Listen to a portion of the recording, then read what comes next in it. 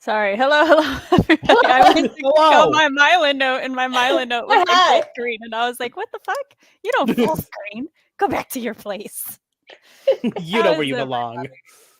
It knows where it should be. So hello, everybody. While people trickle in, let me know. Sorry, this is still here. I just noticed it. Let me know how your weekend was. There it is. I'm losing everything, everybody. Everything, everywhere, all at once. I was thinking about making a reference there. I'm glad you did. We keep missing each other today, and I'm terribly sorry. We have lost to Tina. Oh. Hopefully, Tina returns. Oh no. CB, come on. Tina's innocent in this. Right. Come on. We know you're upset, but dang. Don't take it out on her. You gotta go taking Tina out. God. Yeah. Come on. Tina becoming an accidental target. I was trying to look at the chat and like the screen fit on my desktop and I accidentally went back. Like that happens. Closed the window. Catching strays from CB. It happens to the best of us. Yeah. Are we still in the shadow phase of Mercury retrograde? Maybe we are. It's a very special poll because Fox has been bitching me about my polls lately, and I asked him what his problem with the polls was, and he said that it takes up a portion of the chat, so it makes it harder for him to read. And I'm like, you could just minimize them, and he was like, no effort. I didn't even read. I just went 30 minutes. I didn't even read it. Wow. I'm going to be critiquing something for him tonight, so I feel like I can be extra bratty. It's fine. Yeah, I agree. Also, she hasn't been feeling good today, so her aim's off. You got to get up awful early to beat me, all right?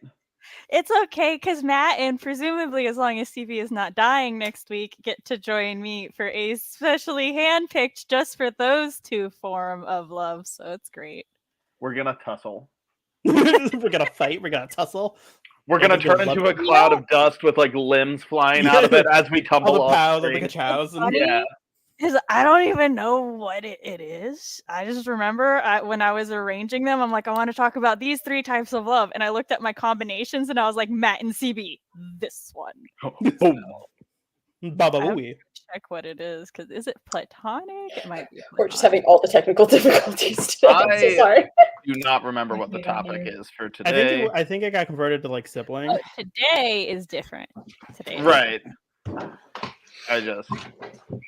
Cody, because originally I was going to talk about like just romance in general, and then no, it was going to be LGBTQ romance, and then male leads, female leads, or female leads and male leads. I forget which order. But then I was like, no, wait, I know what I wanted to do. I wanted to talk about different kinds of love this month.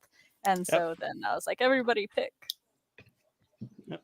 I do also, I do wonder if it was intentional on your part, Sam, to make the episode about familial love on Canada's Family Day.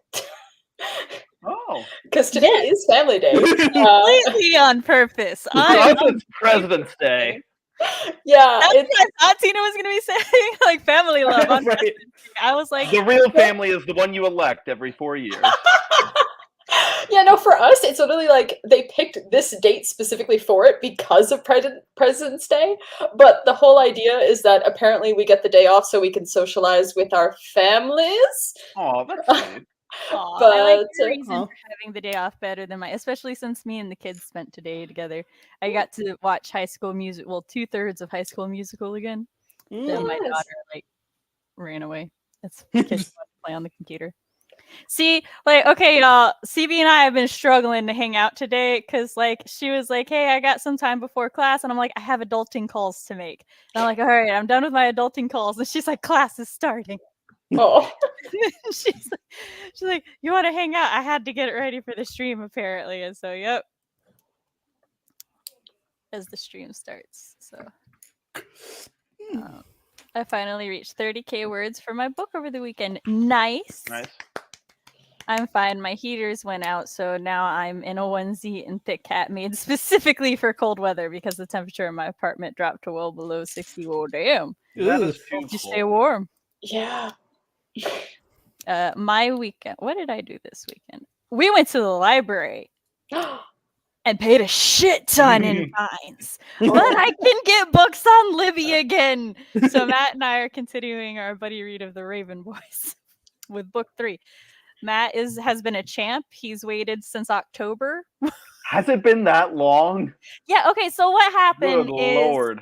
we would take the kids to the library every 2 weeks because, that's how long you keep a library out. Chris at some point lost his library card, so he'd just been using my library card to check physical books out, so he didn't have to re-input information into his Libby. I was being nice and letting him be lazy and saving us like $1 getting a new card. And well, then we were like, okay, we're going to the library this weekend, and Chris and all 3 kids got either COVID or the flu. I cannot remember which, but they got one of them, so they were like sick for over a week. And then things just kept happening, and we couldn't take the books back till toward the end of November. And it's like, oh yeah, library fines shouldn't be that bad, right? 25 cents a day for 7 books for a month. Yeah. Oh, it was like $45 for the kids because it was $15 per kid plus $7.50 for Chris. So that's it was like $52.50 for all of them.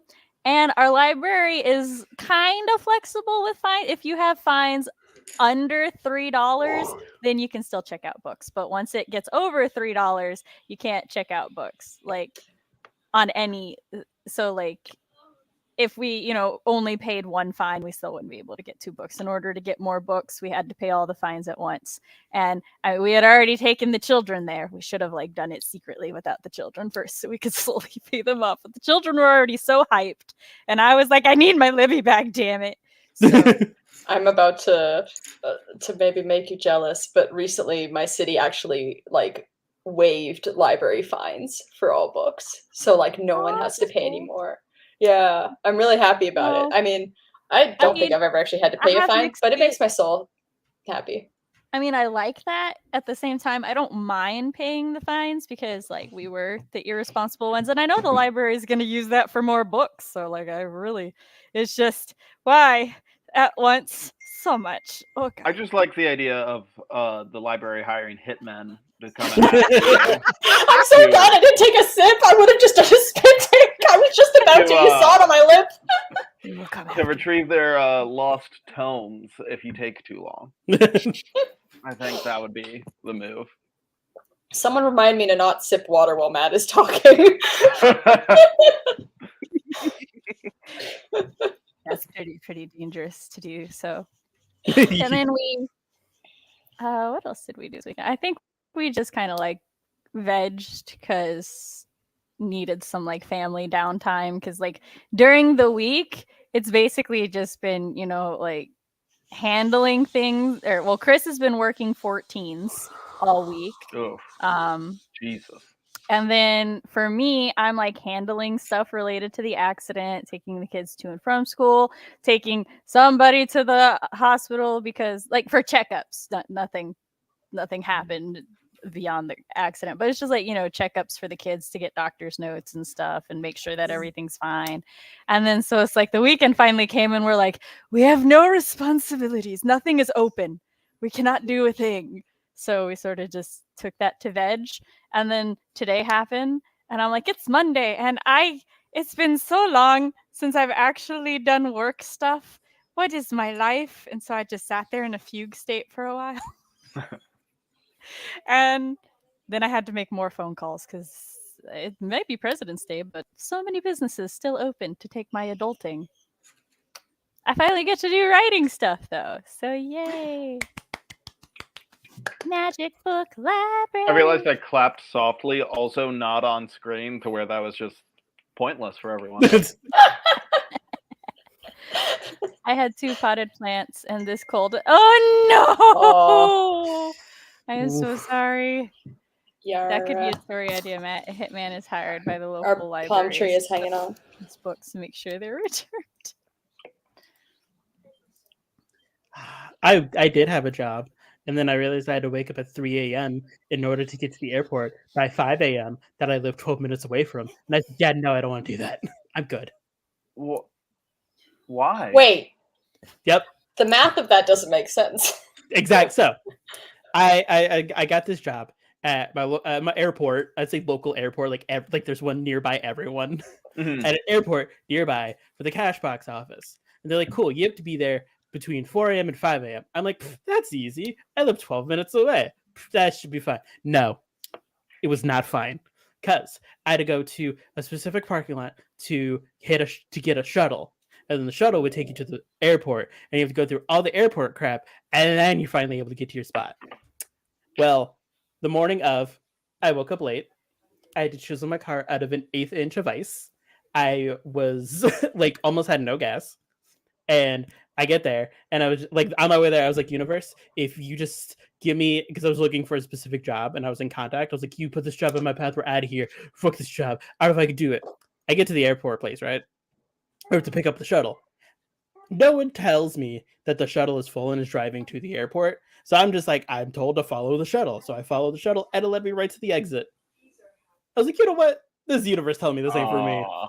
So I called up the girl I was supposed to be. I'm like, yo, girl, I'm not gonna be there. Like, this just isn't for me. It's 5:30 in the. It was almost 6. I left my house like at 5:20. I woke up at 5. I was like, I'm not reliable for this. This just isn't for me. That sounds entirely too early. I thought I did it the first day. The first day I was like, all right, cool. First day went by too smoothly. So I was like, I could do this. And then I also realized I had to go to bed at like 7 p.m. to wake up at 3 a.m. to then get me out of bed by 3:30/4 to get there by 5. Yeah. I'm just like, you know what? I'm good. It's just too early. I thought I could do it, but I just can't do it, y'all. And Cody, transition from that into your intro. Hello, hi, everybody. My name's Cody Keller. I'm a gay creator. I like to make gay shit. I cannot be up at 5 a.m. to go to work because, God, that's too early. I go to bed at 4 a.m. Just terrible. I am currently going through the painful process of relearning how to do 2D art. So it may be a while for me to get back on social medias. While I do that, I'm going to figure out how to operate social medias, because why not? Follow me on social media links down below. While I also drop pencils. Anywho, Tina. Hi, No. I was about to say, I'm like, why? Because Tina was here before Matt. Yeah, but we switched places. The punctuality matters not nearly as much as the rotation. My circle. Yeah. Okay, This is a clock before it's a time card. And then we get swapped around to the hot seat. This happens sometimes. No, what happened? First of all, that would mean I am in control of it, not you. But second of all, Tina is the one who hit the back button and lost her place in the second spot. So it's fate. Also, I was just following what Cody said. I figured it was already arranged. I just didn't know because I'm the only non-regular here. Like how Matt and I were like, whoa, like, no, you don't throw the order off. See, I thought it was also arranged a specific way, but it's cool. The blind. I trusted you, Cody. That was your mistake. That's a terrible choice. Never do that. All right. I am Matt Hollon. I am a dark fantasy author. I'm working on my debut dark fantasy novel. However, I do have a dark fantasy short story. It's called The White Harvester, and you can find it. Yeah, Cody, hold up the paper. And you can find The White Harvester in Sasha Black's The Rebel Diaries anthology. It's on Amazon. It's on all those book purchasing sites. Highly reviewed, yes. Like one here. The White Harvester is the best book I have ever read ever. This review is not under coercion or threat of any degree. Yes. For clarification, The White Harvester is not the name of the book. It is the name of the short story that is featured inside of the book, The Rebel Diaries. This is why we don't buy sometimes. Which you can buy on Amazon. Water while Matt is talking. You can also find me on social media. I'm on TikTok and Twitter pretty regularly. I also have an Instagram that maybe someday in the future I'll post on again. And you can find me here about like twice a month. You two should do a TikTok together where that'd Matt be fun. doing a thing for his White Harvester, and then Cody comes in with his ad read, and then Matt finishes it off.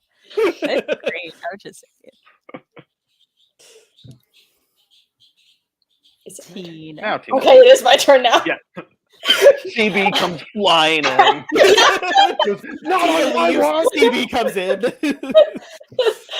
Honestly, I would be honored. Hey, I'm Tina. I go by Cabby online, and I make queer art and comics. I have Coffin Bed, an ongoing slice of life about a lesbian vampire and her human girlfriend, and a one-off called The Deep, where two deep-sea mermaids discuss job satisfaction, and one of them is dead. You can find my link tree below, I assume, and if not, all my stuff is on cabby.com.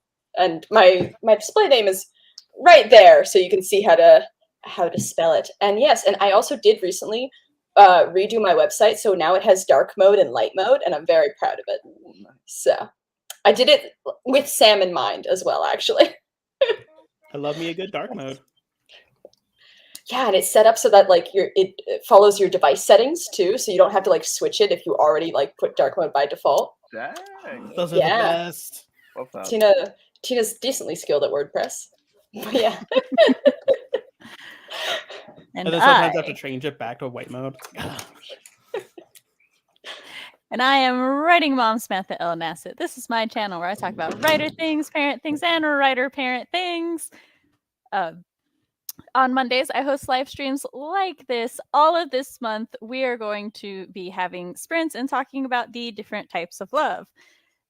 If you would like to read samples of my writing, I have no romance on my website yet. I'm sorry. You can go to SamanthaLnassett.com, where I do have a spooky flash fiction with a love story in it, and All That Glitters, a murderous villain story that also kind of has... I'm not even going to pretend. No, that relationship is toxic. It has a thing that may some but people it's a good read. It's a good read. If you like the stream, you can like, subscribe, ring-a-ding that bell, and if you would like to help fund me getting Libro back in my life so I can continue to purchase my audiobooks, my Ko-fi is down below. Give Sam money. Give Sam money. Oh, you can't see, but I did write give Sam money on a paper. I was inspired by Cody's paper. I'll make a proper sign next time. Slowly, all of my co-hosts just have give Sam money signs. Yeah, just... Oh wait, you can see it, but it's what? Hey! Yeah. On my food for thought notepad with little taco. Just when that potion comes up, you just slowly just see. She's like, don't. But the organization, exactly. Yeah, don't let me in. I'm chaos incarnate. It's fine. There's a never trust me. I'm influenced by the wind. So because of the new structure format, we're doing sprints a little like later into it so that we can get like discussing some of the things. Also, I'm learning to try to figure out how to balance the sprint time and talking time. So, but I have a poll up for familial connections because we're talking about familial love today. Which going to my banners. I'm editing one of my banners. I spent the first half of this family day with my actual family, and now I'm spending the second half with my stream family. Sam, please say hi to the children for me at one point.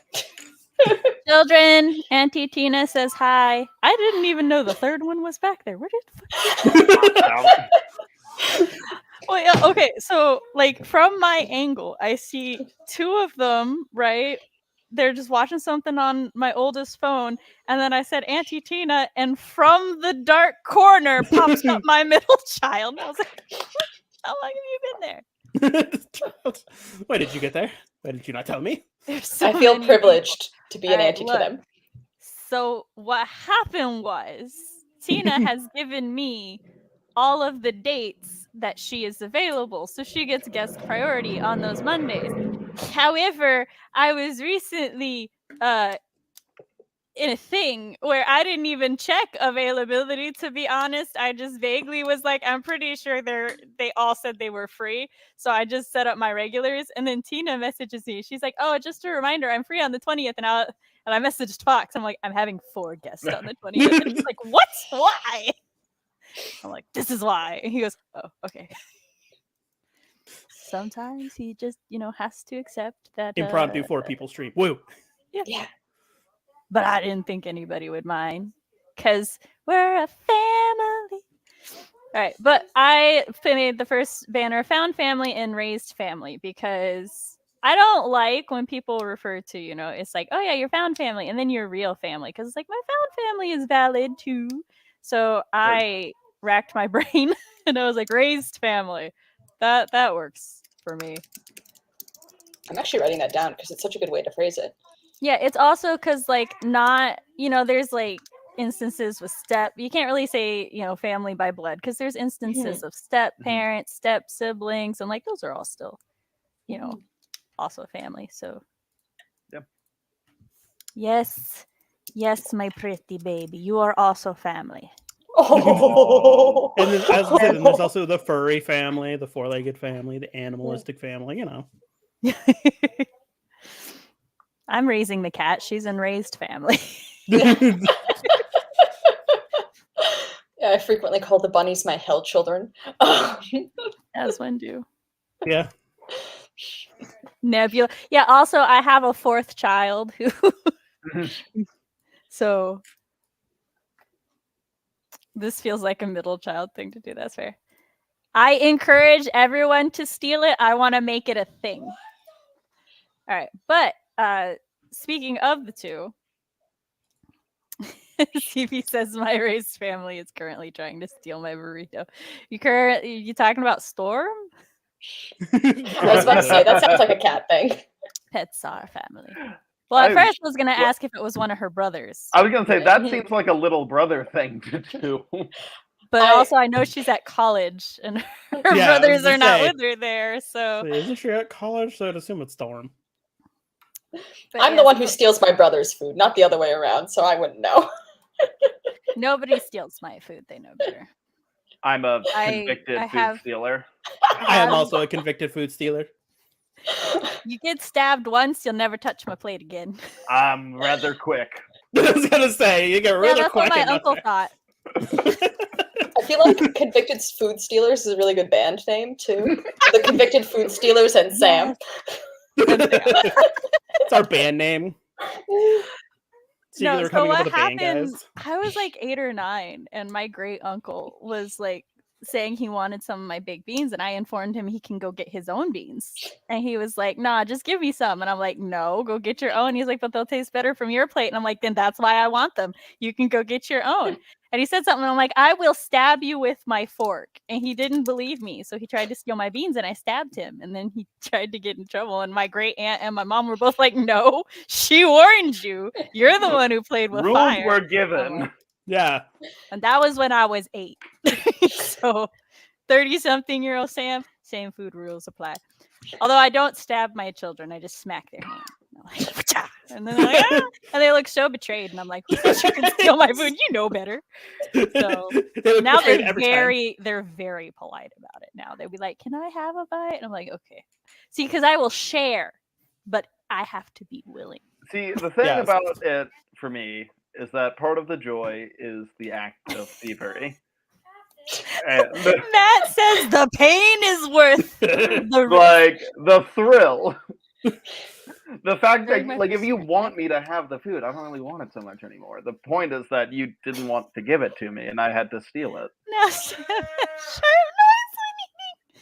noise. Isabella, no.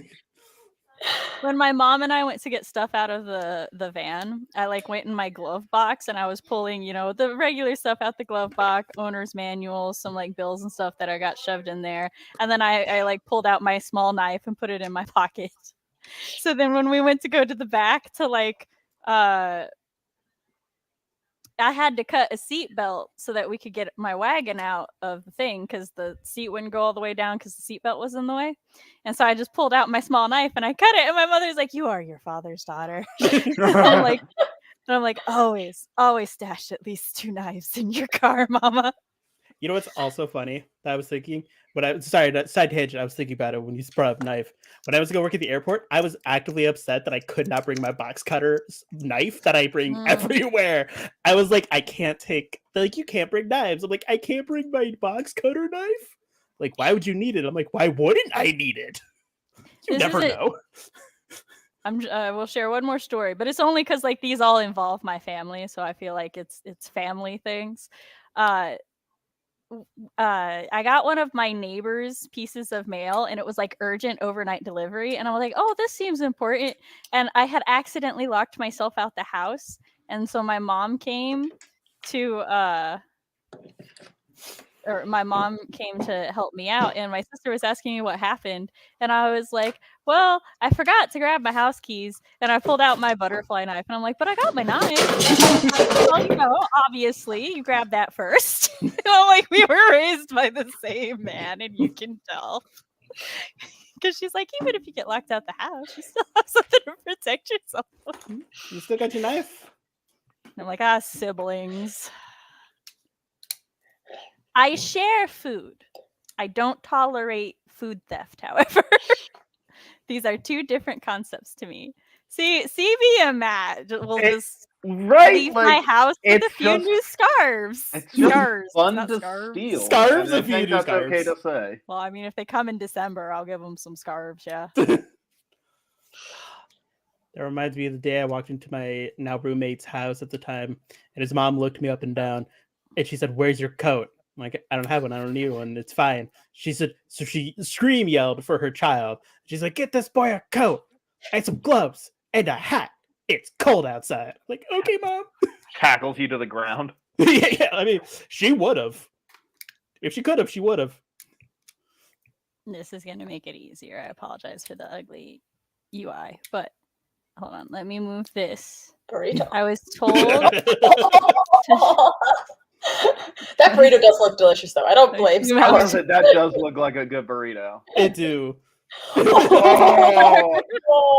is CV's cat storm. Look at these eyes, though. Yeah, they're focused. So, frankly, I love how their eyes are shaped like that, like the sort of hello, sort of face is so my old friend. And like, if you look inside the reflection, you can see the burrito in the reflection. Yeah, CB, like, you gotta give up that burrito. I'm sorry. My old friend. I'm sorry. Storm wants it too bad. You have to give it up. Yeah. Like it's burrito now. Yeah. Okay, so quick question. Adopted families, would you consider them found or raised family? For me, that would be a case by case, and predominantly how, because we're speaking mostly in media today and like our writing and stuff. So it would depend on how the MC perceives them. Because like if they adopted them when they were very young and they raised them and stuff, they're raised family because they raised them.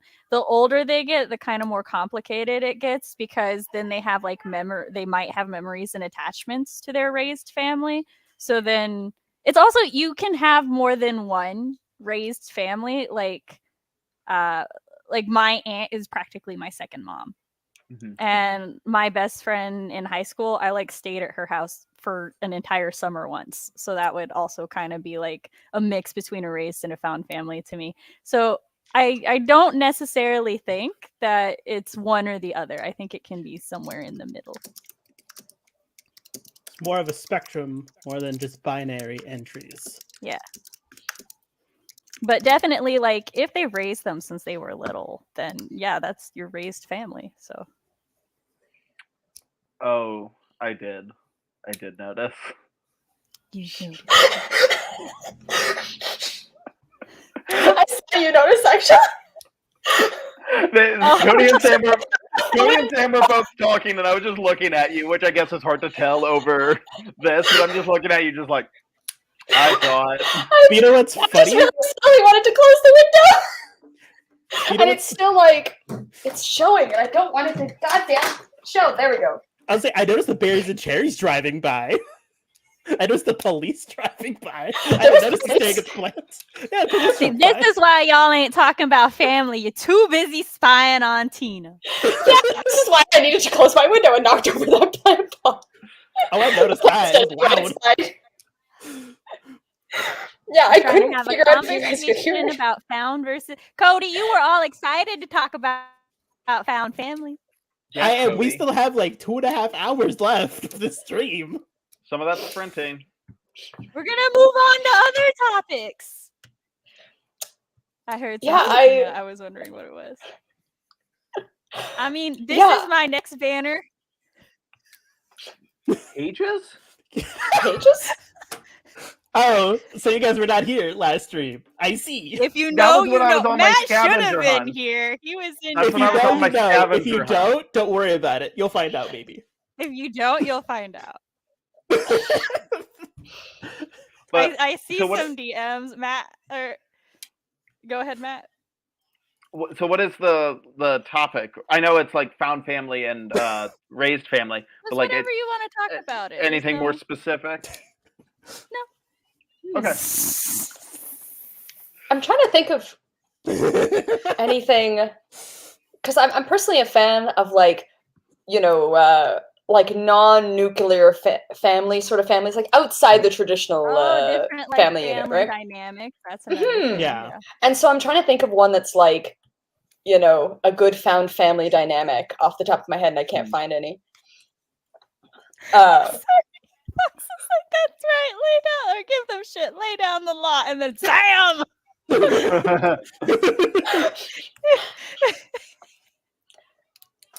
My niece also wants you to check. Sorry, Tina, go ahead. Because I feel like sort of like one of the more like common, I guess, I don't know how common this is in media, but I see it a lot as like, like an older, like gruff, like action dude adopts small child, which is like chef's kiss. Right, but I'm like trying to think if there's any other like, and then there's like the, the band of friends that become family, but I'm like, what other found family dynamics are there? Because I like them all, but there. Sprint. That's the only reason I'm not. There is one in a book series that I really like, where the main characters, like dad at a young age, goes away. He goes to get cigarettes, right? And it's just him and his mom, and then another family move next door, and slowly but surely, like he integrates himself with that family, and then his mom also integrates in. So like it's more of a found like family with that. Yeah. I recently, like Chris and I the other day, we watched this movie called Love and Monsters, because the main character was Dylan. I cannot remember his name, but he played Styles in Teen Wolf. Yes. And we watched that, and that's kind of like they have like a camp. I forgot what they're called, but it's basically just giant found families in each other. I mean, in the things. There's also, how do we feel about romance popping up in found families? Because that happens a lot. It depends on how it's handled. So it depends. For me, it's how family is this found family we're talking here. Like, are they found family in the sense of like, hey, we're all buddies and we're friends? Because let me tell you, there are so many like animes or something where I really love the found family, and I love everybody's different dynamics in it and stuff. And then, there's the one girl who has a crush on the main lead, and I'm like, but why? Yeah, like we at were a all certain family point here. Why you gotta make it weird? We gotta do that though. Yeah, cough, cough, Umbrella Academy, cough, cough. That one I would put under raised family, though, not found family, because he literally raised them since they were babies, and they all called him father. So, like, literally. Yeah, that's raised. That's gonna be an L. I'm sorry, you dropped this L. I haven't thought about Maximum Ride in ages. Oh my god. I love Maximum Ride. Never read it. It's I had friends that read it and tried to get me to read it, and I never did. I remember the movie being surprisingly good. I never watched the movie. Yeah. And it was made, like, the movie was made, like, quite a bit after the books were popular, but I remember I watched it, because I read the books in, like, 2012, like, right around the time of, like, the Hunger Games shenanigans, and then the Maximum Ride movie didn't come until much later, and then I watched it, and I remember it being, like, decent, so. Matt, you know what found family we could talk about? We could talk about the Raven Boys found family. I know. So for anybody who hasn't read the Raven Boys, it is phenomenal. We're on book 3, and like the dynamics between each of the characters is amazing. I am so torn. I'm like, I don't know if I want them all to just continue with their found family thing, or if I want them all to be poly, just like all of them together. They're so amazing. And like the household that the main character grows up in is essentially just a found family of female psychics, and all of their dynamics are so great. And then like the like raised families and stuff, they have interesting dynamics too. Like there's a character who has a really bad relationship with his brother, but then there's also like 2 of the characters in the found family are like ride or die for each other. But I'm trying to think what other siblings are in there, because it's been a while since I read book 1. So yeah, it's been a while. Yeah. So yeah, you have the siblings in that one raised family that have very interesting relationships with one another. Then you have an only child, another only child, I think a third only child, and one. No, he has a sister. I was getting to him. I was talking about about Noah, who actually, now that I think about it, which I mean, like, why was he the third one? He's by far the least relevant, but I'm like, I love that boy. but no, and then yeah, he has a sister who isn't on screen a lot, but I really like their relationship though. I feel like it's a very good sibling dynamic without it being like super close siblings, but still they got that sibling bond still. So the rich brother and sister, they've got like a really, I don't know, it's such a, I want to say grounded and believable sibling. Like they it's an example of portraying siblings in the middle who aren't like extremely estranged from each other, so that they're basically only family because they're related by blood, and siblings who would like, you know, just ride or die for each other, and like you cry because one of them's gonna die saving the other one, because fiction is like that, right? But they're in the not middle, like best friends or anything. They're not friends, they're siblings, but like they understand each other, they know what each other's going through, because support it's like each other. Yeah, they try to support each other as best they can. Like she's like, hey, I got this thing for mom for her birthday, and he's like, she's gonna hate that, and she's like, I tried really hard, and he's like, you know what? Yeah, it's fine. It's fine. It's fine. No, and then think later, they have a great relationship. The dad is talking to him alone, and he's just like, yeah, she got that for your mom, and he's like, I know, I tried to tell her. And so it's such a nice. There's so many different like found and raised families. Highly recommend it.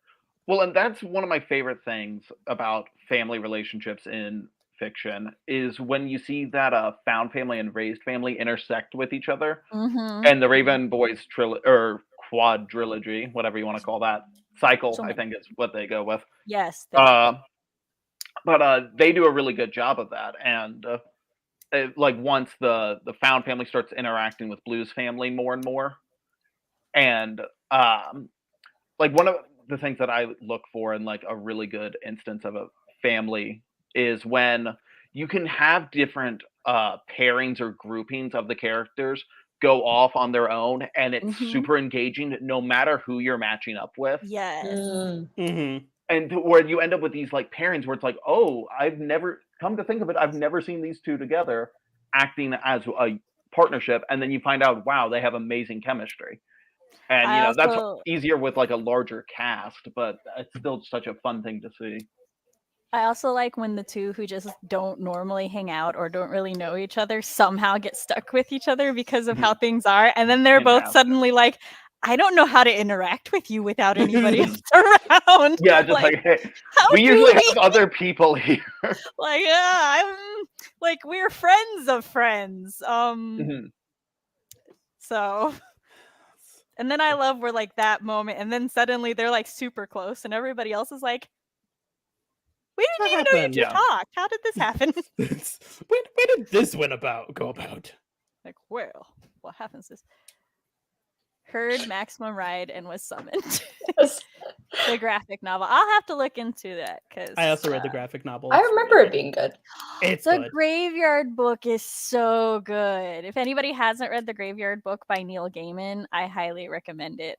This kid, because of supernatural reasons, ends up being raised by two ghosts in a graveyard. And the whole graveyard is his found family. That's adorable. And raised family. It's so great. Oh wait, read one where the found family was two women who were exes of the same guy because like sister. What was that? Because I would love to read that because that's like subverting so many things. Right Yeah, there. that's great. Yeah. Also, hello, Avatar: The Last Airbender. Phenomenal. Yeah. Like when I was very upset with Katang because it ruined a part of my found family, and I didn't like it.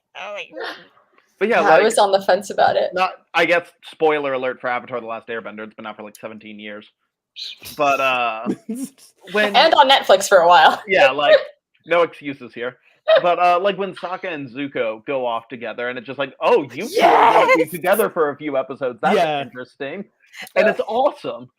Yeah. Or like when Zuko and Toph like speak once, and they're just like, "Hey." When Toph's like, I get to go off on my self-discovery journey with Zuko now. She was they so excited. themselves out. Oh, this is great. When that show got excited she meta was. towards the end, so good. I'm trying to get ready for the spring and hitting all the I love that show so much. That's one of my favorite lines from that show is during the play episode where they like recap the entire series. And I think it's Zuko. He's just like, wait, did Jet die? And Sokka's like, I don't know, that was really unclear. It's like, we're still questioning that one, buddy. We don't know, actually. This calls out Nickelodeon censorship. It's like, but did he? It's like, well, no.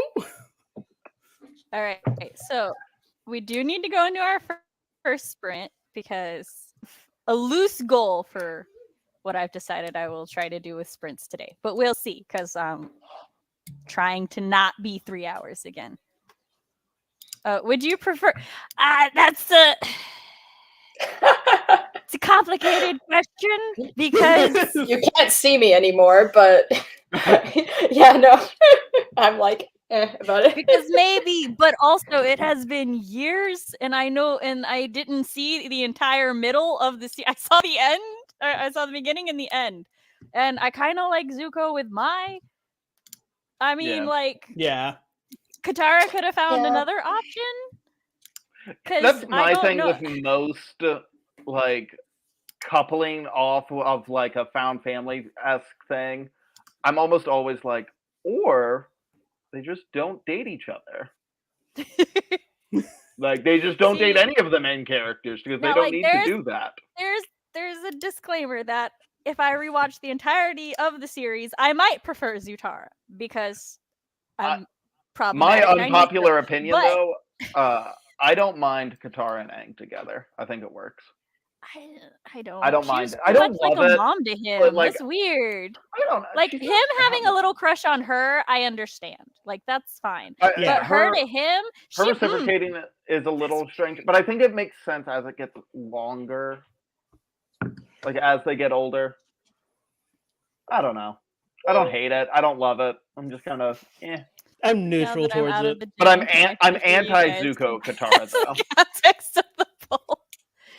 Yeah, what was that poll? Context of the current poll was familial connections. Like, what's your favorite sibling, parent? Which, by the way, sibling won 88%. I don't like Zutara. I agree with Matt about Yeah, like I don't like fine. Zutara. You can both I think be united in your wrong Katang is opinions. fine. I do like the one scene though where everyone is like, that guy from Earth Tribe in season 1, the guy who got arrested for I liked him. Yeah, see, she could have gone off and romanced it with that boy. I like the scene where like everyone's like going into tents with like their couple or like the pairing. Yeah. And it's Sokka with a rose and he looks back waiting for the Kyoshi warrior and it's Zuko. Yeah, Look, I am ride or die for Sokka and Suki. Yes. Yeah. Oh, That's so good. But it was one of my favorite scenes where it's like, it's like, what are you doing here? But I love how smoothly he transitioned to, oh, you need some okay, let's talk. Yeah. It's like, oh, serious talk time? Okay, we can do that. Yeah. We can do that. All right, now we gotta go into the sprint. Fox is saying manipulation is not romance. Let family be family. Let friends be friends. Yes, that is what we're saying. We agree. I also don't forget the family cages. Cody, that's not there yet. Fine. Don't forget. All right. 3, 2, 1, go.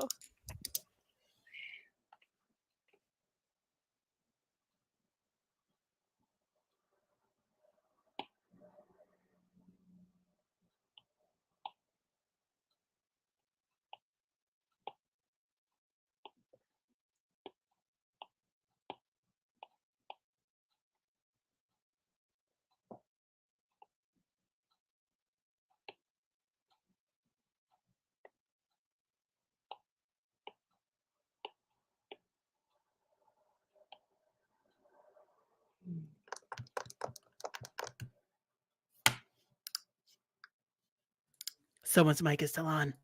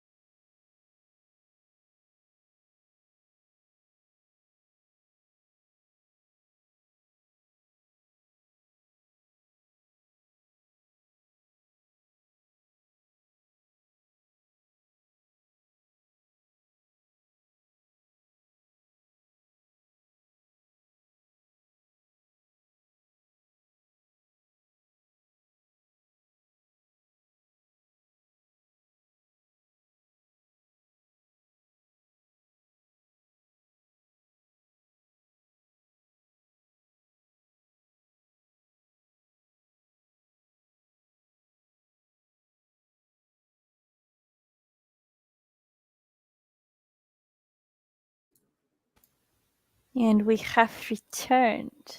Hello. Hello. Aha, I am in fact unmuted. Hello and welcome. So, how did everybody do that sprint, and what are they working on? Let me check.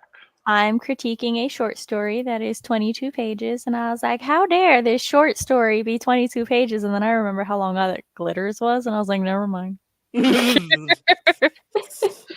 Correction. Forget I said anything. Don't mind me. I am Delete. critiquing a script, and I critiqued about 7.5 pages. Nice. I got through about a page, but I also had to do some other things too. So don't ask me what they were because I no longer remember. I just know I got them done. I got a banana, and then I did my today's. So I've been re-going through some of these art lessons that I bought ages ago, and this one is like the art and science of drawing. It's where he like takes you step by step to like go from like a flowing line to being able to like measure very complex items. So I did today. So I watched today's video. It was just like putting all the measurements together because this lesson was measuring. I'm like, all right, cool. Let's start with the next one. I'll do that like next sprint. Got all my objects, and then the next one is contour lining. And I was like, I have other courses that I bought that also tackle sketching. I'll watch those first. Then I'll come back to you later because I may learn other things. So now I'm just starting some of my other lessons. And it's going pretty good. I'm very shocked at myself. Nice. Thanks. I started working on one comic page, sketching it, and then my roommate had to show me a video of a talk show performance thing. So I watched that, and then I also swept up some of the clay on the floor. You can see the broom.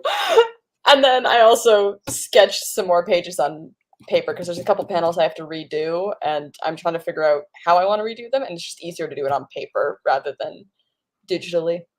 But yeah, that was my very eventful 30 minutes. Also, I acquired a jumbo pencil, and I'm real proud. I'm real excited to use it. Nice. It's Size a does normal matter. pencil in comparison. Like it is significantly larger. There's a term I'm trying to think of for the moment. Big pencil. For it's because I'm setting up the poll for our next topic, Mm-hmm. and I've got the first three, but I know what I want to put for the fourth option. And I'm trying to figure out how to phrase the fourth option. And I know That's there's a exciting. phrase that I want, but I can't remember what it is. And I don't want to describe it. So I'm at an impasse. You can message it to me and I can try to come up with a phrase. Okay. Try and That is good. rack my brain. Because right now I'm in a editing mode at the moment. That's like when I'm critiquing it, like my brain just switches over into critique mode and it takes a couple seconds or minutes for it to like switch back.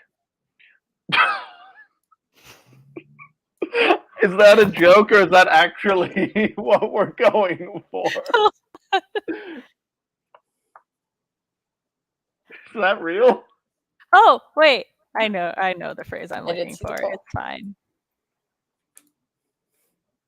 I am excited and scared all at once. No. Okay. Nope, sorry. My mic is like right here, and it's just a hair above my desk, so I often move it. Option 3 is too long. Hold on. I will see if I can twist it while we come up with option 3.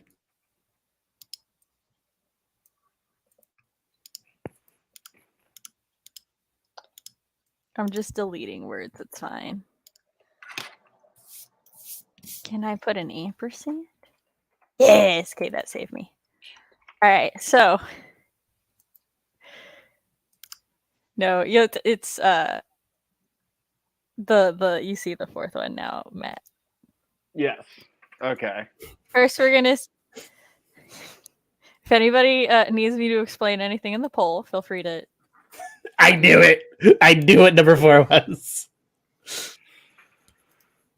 All right. So I knew it. Isabella did 354 words for her novel.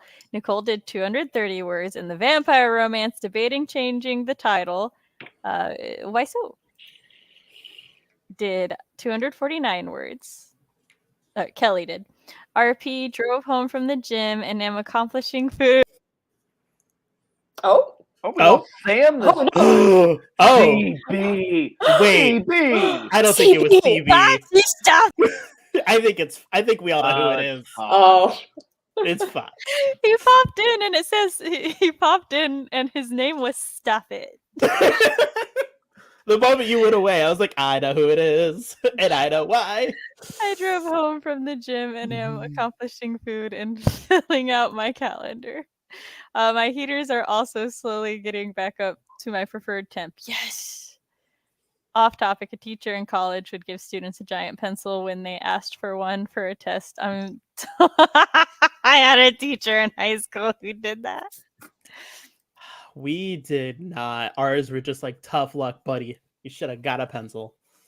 It was my drama teacher, I think. He was like, it's just this huge ass pencil. But yeah. The poll is interesting to me. Thank you. I'm How finding... the votes are being distributed. Yeah.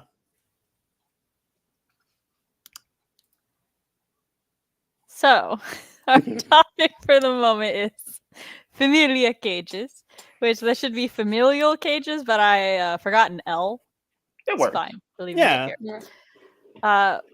So basically, because with family and family dynamics, whether raised or found, there should be some level of protectiveness, right? Mhm. And whether it's parental or sibling or something, there's varying levels of protectiveness. You know, there's like ones that give all the freedom, none the boundaries, none the like structure or anything. Then there's, you know, some who they're, you know, overbearingly protective, like my mother was. And then there's I wasn't allowed to walk to school by myself. I had to have one of my classmates walk home with me.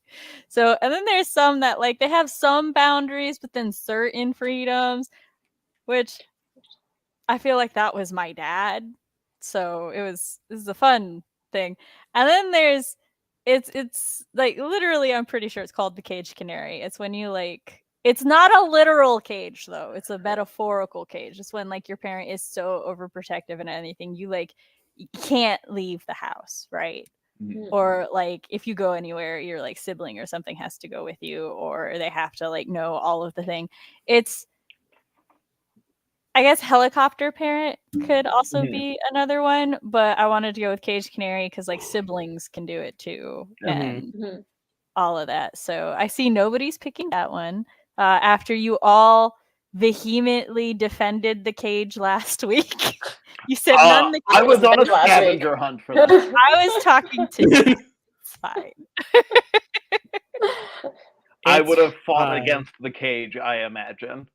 Now, as for why the thing with cages, I explained this to chat last week, but for those who weren't there last week, there is a dating sim in which you have 4 prospective love interests. Like, I forgot, there's some time shenanigans involved, and like the god of time gives you a chance to go back in time and solve your own like murder. You figure out how you died. And the like different paths you can pick are all like card deck themed. So there's like clubs, spade, hearts, and diamonds. And depending on who you pick, depends on like who's going to be your romantic interest. One of them is this character who is your childhood friend, much like your brother, one would say. Well, you're being stalked by this, like, what's the word for it? Like they're like a super big fan of your brother, and therefore they want to kill you because you're close to him. And so to protect you, he locks you up in a cage in his apartment. Oh no, I don't think that's the way to do that. And he like he brings you dinner and everything, and you know Sweet. he thinks He takes you to the bathroom. Like, you don't have to go to the bathroom in the cage. He handcuffs you to himself and takes you to the bathroom. And then he stands outside the bathroom. So, and I was like, for a romance, this is terrible because it's not consensual, right? I'm like, no, I don't want to be here. So for a romance, this is terrible. But like I said, but if somebody were going to try to kill my sisters and they weren't listening to me, because that's the other thing, like this happens because you don't listen to him and you just keep going outside and you get attacked like twice. So he's determined that you cannot be trusted with your own safety anymore. Okay. And I'm like, yeah, if my sisters did that, I would cage my sisters. Fox was horrified by this. And since he's also friends with one of my sisters, he was like, your sister would put you in a cage. My sister was like, could I have further context? No. Please. I informed my sister of what would happen, and I was like, and therefore, she's like, so you're doing it because I'm too hard-headed to not get myself killed. And I'm like, exactly. And she's like, no, yeah, go ahead. Fantastic. And I'm like, there we go. So and Fox continues to be horrified. This is my family dynamic with my sisters. But like literally both my sisters, because we told our other sister about this, and she's like, yeah, no, I get that. Like, I'd forgive you. You're just trying to save my life. And I'm like, exactly. So this is life or death situations. You go hard. I feel like I don't know if my siblings would answer the same way, but I understand what you mean, because I feel like there is but there has to be a level of trust, like mutual trust, that you would do it for each other. And I'm not entirely confident that my brother would be good at doing that for me. He puts you in the cage, and then you're like, man, I just want to go out for burgers. And he's like, all right, go ahead. Well, the thing is that I'm definitely more the responsible one out of the two of us. It might be because it was a visual novel, so and there might be an anime about it. So, and I think that's what my husband keeps telling me it's called. But yeah, so that's the thing, and I love that everybody, like, I explain this to them, and everyone else is just like, yeah, I'd do that to my siblings. I would not do that to mine. Me and my siblings do not get along. I was about to say, you don't like yours, though. Yes, exactly. Yeah. Don't like mine. We don't get along. I feel like I would have to exhaust several options before I welded a giant cage. I think that's the cutoff. Like I said, in the thing, you literally get attacked several times. Like, you end up in the hospital. So right. No, I know. It's not his first option. Right, but I don't think it would be in my top 10. Yeah. like, I'll be honest. Probably would have just lost you by the time I got to cage. I would have tried many a different option, like that's other than cage. Folly, Matt. No, I don't know, because I don't know that cage is the best option here. I did not expect this much talk of cages during this. I just don't know that I would do cage. I would think maybe a bodyguard, perhaps a police escort, perhaps hitting the stalker with a vehicle. But I don't drive, so cage is my option. He was supposed to be the bodyguard, but she kept ditching him, and then like she wouldn't report it to the police. Be a better bodyguard. Report it to the police yourself. Hire a better bodyguard. Hit the stalker with a vehicle. I like that last a giant one. Truck. Like nickname Truck Coon. I cannot legally say I condone it, but here's the thing: I don't understand why murder is more acceptable than just locking your sibling up for a little while. Hold on, my sibling hasn't done anything wrong. They're a victim here. I don't want to imprison them. It's not their fault. I will instead. I'll give them video games. We'll fucking binge an anime together. Like, it's fine. It'll be a family day now. Hit them with a vehicle, or perhaps a poison of sorts. But you don't know who the stalker is, Matt. Well, then I get a mystery to solve. That's even better. No, we know how bad you are at mysteries. Do you not remember the Instagram post? The Instagram post? Wow. Oh, yeah. Wow. Lives weren't at stake. Yeah. Damn. I'm sorry, I'm not investigating every single Instagram photo you post. You must return to chat. We cannot neglect our darling chat. I would murder, is what I'm saying. Oh, I'm saying I would murder too, but preferably sometime. That's not violent. Oh no, don't get me wrong. I'm cool with murder. That's not the argument here. I'm cool with circumstantial. The current title for my vampire romance is Urges. I want to change it to something else, but I don't know. Yeah, I could see why you want to change that. It may come to you. Yes. Just for me, I have temp titles. I feel like it's very rare that you can name a project satisfactorily until you're like done with it. Because then when you're done with it, you like know all of it, so you can decide what is most important. Which is why I don't even bother naming mine. I just name them after the song that I listen to think about them. No, come to think of it, I've never named a story until it was finished. See, Nicole knew who I was calling out. Stalker. Yeah, to be clear, the brother-like love interest, which I had issues with that to begin with, but yeah, it was not the stalker. It was somebody else. Can I just be friends with all of Sam's family? Listen, we're a wild time. My sister would put me in a cage to protect the stalker. That's a new twist on it. Yeah. Cody would put them in a cage for an entirely different reason. That means I have to take care of them and be responsible. No. I feel like the cage is just avoiding the problem instead of confronting it. That's bad, brother. I love how Matt's like, I would not cage my sibling. And everyone's like, sounds suspicious. I was like, wow, you suck, dude. Wow, what's up with you? Bruh, why that not? Even love?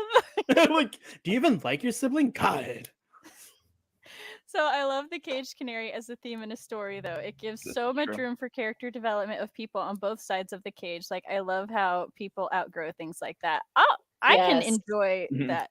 In general, I don't enjoy the caged canary trope because it's normally always done one way, and I don't like that way. But I do enjoy seeing it done when, like... Hold on. I have to gather my thoughts so I don't immediately contradict myself. It's generally always done where it's like the parent or the older sibling who is caging them is toxic, right? Mm-hmm. And so then them getting freedom and growing is like breaking away from them and then cutting them out of their life. And I know that's realistic. I know that happens, but I'm not into my fiction for realism. That's not why I came here. So I came here to have a good time, goddammit. I came here to heal and escape. What is going on? So I just have another Tuesday. I much prefer it when it's like it's just an overbearingly protective parent or sibling who cages, like metaphorically cages them, and then like they like learn to grow from it, and then like they mutually heal and are good together again. So I have in my current whip no, it's murder. I have in my current whip where the main character's older brother is sort of a recovering like canary cager, where we see that he is like really struggling throughout the story to like let his younger brother, who is also currently living with him because of like circumstances, like grow and like be his own person. And it's this fun thing of like, it's just this little background thing where we see the entire time. But yeah, I'm pretty proud of, I love that dynamic though of like older and younger siblings, probably because I'm the oldest child. I am also the oldest child, and let me tell you, you want to actually make me cry or feel things, just have two people who are siblings or like close enough to siblings, and then like the older one is, or not the older one, but just like one of them has to sacrifice, or like the older one loses the younger one somehow. I'm gonna cry like a fucking baby. I'm like, no. Oh. Arcane. Write that down. Just Sam's weakness. Everybody. I can't remember what episode of Arcane it is, but I know what you're talking about. And I was watching it at work too. Just like, oh no. Just crying under the shirts I'm printing. But I like my chat. No one puts baby in a cage. Yes, child? I learned of the song to the ending of that episode before. And I'm like, oh, I like this song. And then I saw the episode. I was like, I don't know if I like this song anymore, guys. Here, you can. I don't know how I feel now. Now I have full context. Here, borrow mine. Here, borrow mine, and then we'll find yours later, okay? And we'll like put your initial on it so nobody can take off with it, okay?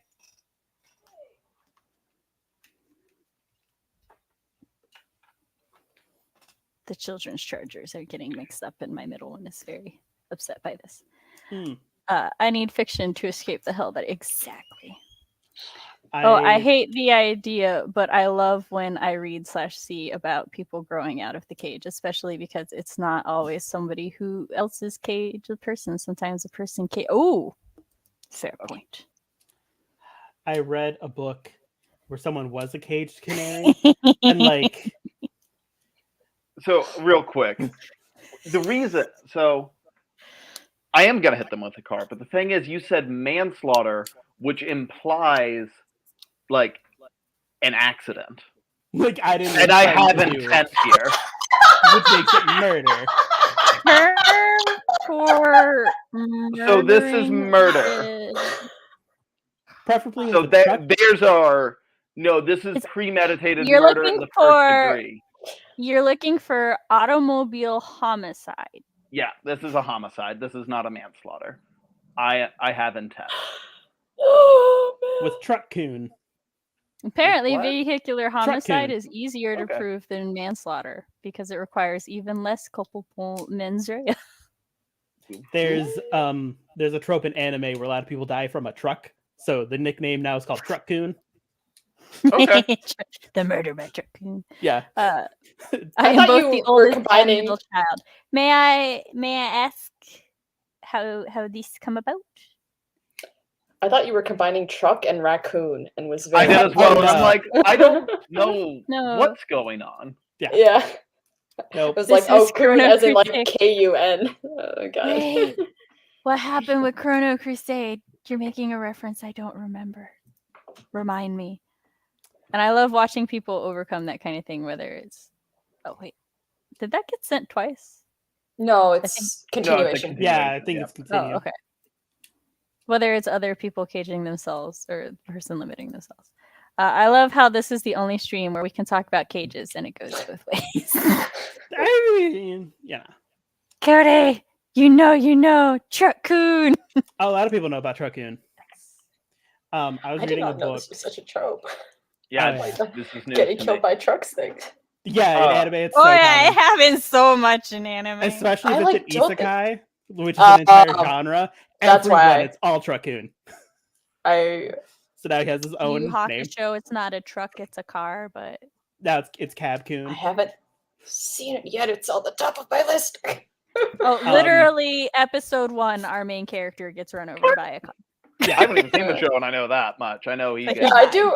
I have flattened into the pavement. I didn't know that he died. I didn't know how. Chrono Crusade. Okay, for some reason I was thinking Chrono Trigger, but yes. Okay, no, I didn't cry. Did I cry? No, I didn't cry on Chrono Crusade. But in Chrono Crusade, there are these two sisters, and like they have become enemies. This is a spoiler, so if you ever want to see Chrono Crusade, tune out for like a minute. But yeah, there's these two sisters, and they're like long lost sisters, right? Like the older sister has become some sort of badass demon murderer so that she can rescue her baby sister from the demons who stole her when she was a toddler. And then the baby sister has been brainwashed by the demons and is working for them. But like the show doesn't reveal that that's the baby sister for a long ass time. And then finally, like these two, you know, toward the climax, they're fighting each other. And the little sister ends up killing the big sister, but the big sister like frees her from the brainwashing. And the big sister knew who it was the whole time. And the little sister, now free and saved, realizes that she just killed her long lost big sister. I think that's how it went. I'm sorry if I got some of the details a little mixed up. It's been like over 15 years since I watched it, and my sister and I watched it together because I told her, I was like, you can't watch this without me. Like, you can get to this episode, but after that, we have to watch it together. And she was like, okay. And she cried so hard. And now she's like, she won't watch anything with me if it made me cry. Okay, yeah, it did make me cry because I told her it made me cry. So I know it's going to make you cry. So now if I say that something makes me cry, like bawl because of siblings, she's like, I am not watching it. And then I'll be like, but why not? And she'll go Chrono Crusade. And I'm like, you're never going to let me live that down. You were like 12. Chrono Crusade's a great anime. Highly recommend it. I read a book recently, not to have a veer shift, but I read a book where, back to Family Cages, where it was about two hockey players who were twins, and they were trying to go pro, and their parents were like super, like, the eldest one by like 2 minutes could like, they both had very, like, they were very much like cage canaries, but the younger brother had to constantly observe the older brother, and like it got to a point where the older brother started to try to unalive himself because his it turns out the older brother was gay, and like gay people in the athletic world and in high school, not a great combo. So then it became the younger brother's job to watch over the older brother constantly. Like, it got to the point where, like, if the younger brother wants to go anywhere, he's got to take his older brother. If anything happens, the older brother got to go. He has to give up his dream of wanting to be in theater and an actor for his older brother to like become like go into the NHL. And like through this book, I'm like, okay, maybe like turns out the younger brother's also gay, and like there's a little bit there. No, it just gets worse. I had to DNF it because at one point, all of a sudden, they got like twin telepathy, like actual twin telepathy. Like, and I'm just like, what? There wasn't magic prior to that. No, completely contemporary. And like the parents were like so overbearingly. Let me tell you, you can have 100% contemporary with no magic, no sci-fi, no nothing, and tell me that twins have telepathy. I'll go with it. I don't care. Twins have a connection that none of the rest of us can understand. Like my sister and I, sometimes we can communicate like entire paragraphs with 2 words, which is really helpful when we both have brain fog and neither of us can actually communicate, but we like understand each other. And like there are cases where twins develop their own language, and it's like called twinning. So it's like, I would not at all be surprised if like twins were like, yeah, no, I can hear their thoughts. And I'd be like, and it was just like, and I get that, I understand, cool, but like when they could actually talk to each other and have a full conversation while being bound and gagged because one of them is a whole thing. It was just like, you know what? I'm good. There's so much happening. I hate these parents. These parents are so like so cagey, and they're not going to learn their lesson. Like the younger brother tried to be like, yo, you guys are the problem, and they were like, whatever. I'm like, you know what? I thought this book may turn around. I gave it a good shot. Made it to like the ending third, and I can't do this. Goodbye. Isabella, it says, it's just my mom. I am the oldest of 3. If you look at my dad, I have 2 older half siblings. Gotcha. So you're like the oldest, youngest, and middle child? Oh my. You get all 3 roles. I can hear it now. Oh yeah, that's true. I love you like animal trucks love animal people. Or love anime people. Same. It's almost all webtoons where somebody from our world dies and is reborn in a magical world. It's either a truck or some sickness. Yes. That is called an isekai. Some kind of people. That is an entire genre. It's an isekai. Yeah, I think Isabel is saying that in webtoons that are isekai'd. Yeah. Yeah. The cause of death. Yeah, it's usually a truck or sickness. One person was from overworking. Another one, like... Hold on, I have to do some Googling, because I could have sworn the one isekai I read had a very funny one. Let me see here. Do I remember the name of it? Also, they have the longest names in anime ever, and it's ridiculous. That's not isekais. That's just light novels in general. Yeah, there's some that do, and it's like No, I'm not saying that no isekai does. Oh, I'm yeah, just no. saying that's because of light novels, not necessarily Yeah. the isekai genre. I'm one episode away from finishing all of the What's you? blue. I was laughing. I didn't sneeze. Oh, that wasn't a sneeze. No, it was halfway between a gasp and a laugh because the one isekai I've ever read, the main character died choking on yogurt. We've all been there, you know. Now every time I eat yogurt, I'm gonna be like, I'm gonna end up this main character. Yeah. Oh, that's a good one. Sounds plausible. I believe that. There's the current anime that I'm going through is called Blue Exorcist. I'm one episode away, and the twins in that series. Oh my god, I love them. Are so good. I highly recommend it. I will say no more since yes, if you watch it, Matt. But the I love a good are twin really dynamic. good twins. Also, there's a K-drama called The Tale of the Hold up! Our fun tale of the. Also, they have a great father-son dynamic.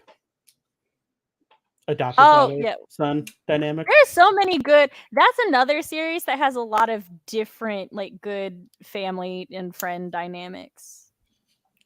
They are also Tale of the Nine Tail. That's what it's called. The K-drama is called Tale of the Nine Tail. And, like, I'll be honest, I didn't particularly give two fucks about either of the main leads. I stayed around for all the side characters. And then one of the side characters, I was like, you're such a little shit, but I love you so much. And I was like, oh, of course, he's very hurt and damaged and stuff. Yeah, my MO. But then, like, he sacrifices himself and he dies, and I cried, and I'm like, Tabby, you have to watch this with me. And she's like, no. I have tried so many times to get her to watch it with me, and she's like, no. And I'm like, but it's so good. And she's like, no. Now I'll just have to ask every time you recommend me something, but did you cry though?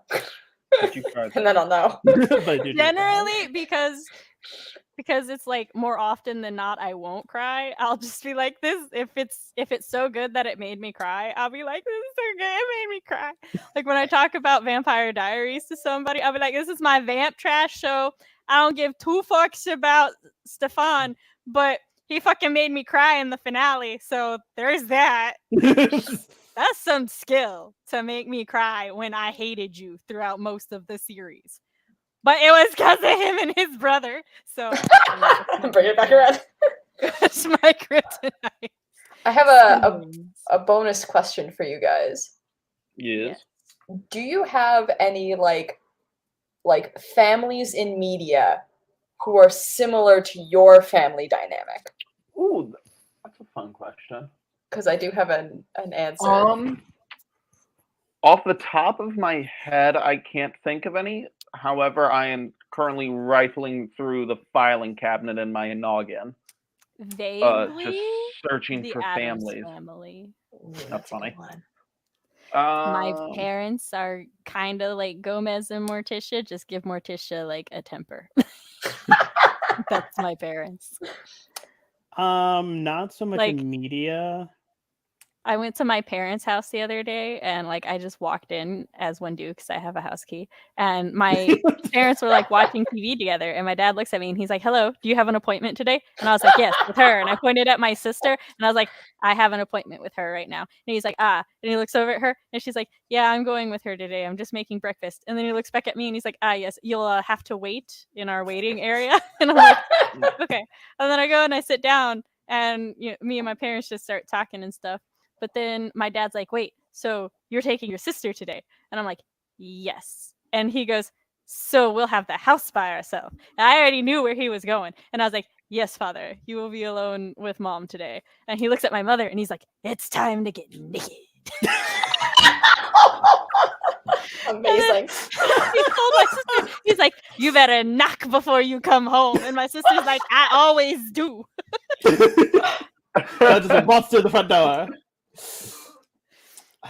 Oh goodness. Cody, do you have an answer, or do you guys want me to go so you get more ideas? Well, I don't have an answer yet. In media, my family is a lot like most gay characters that are like the side characters, because I'm not in communication with my family for various reasons. So it's like yes and no, because yes, it's a very common storyline, but also no, because none specific. For me, and this is gonna be, you guys are gonna have to guess which character I am in this family for media. It's Bob's Burgers for me.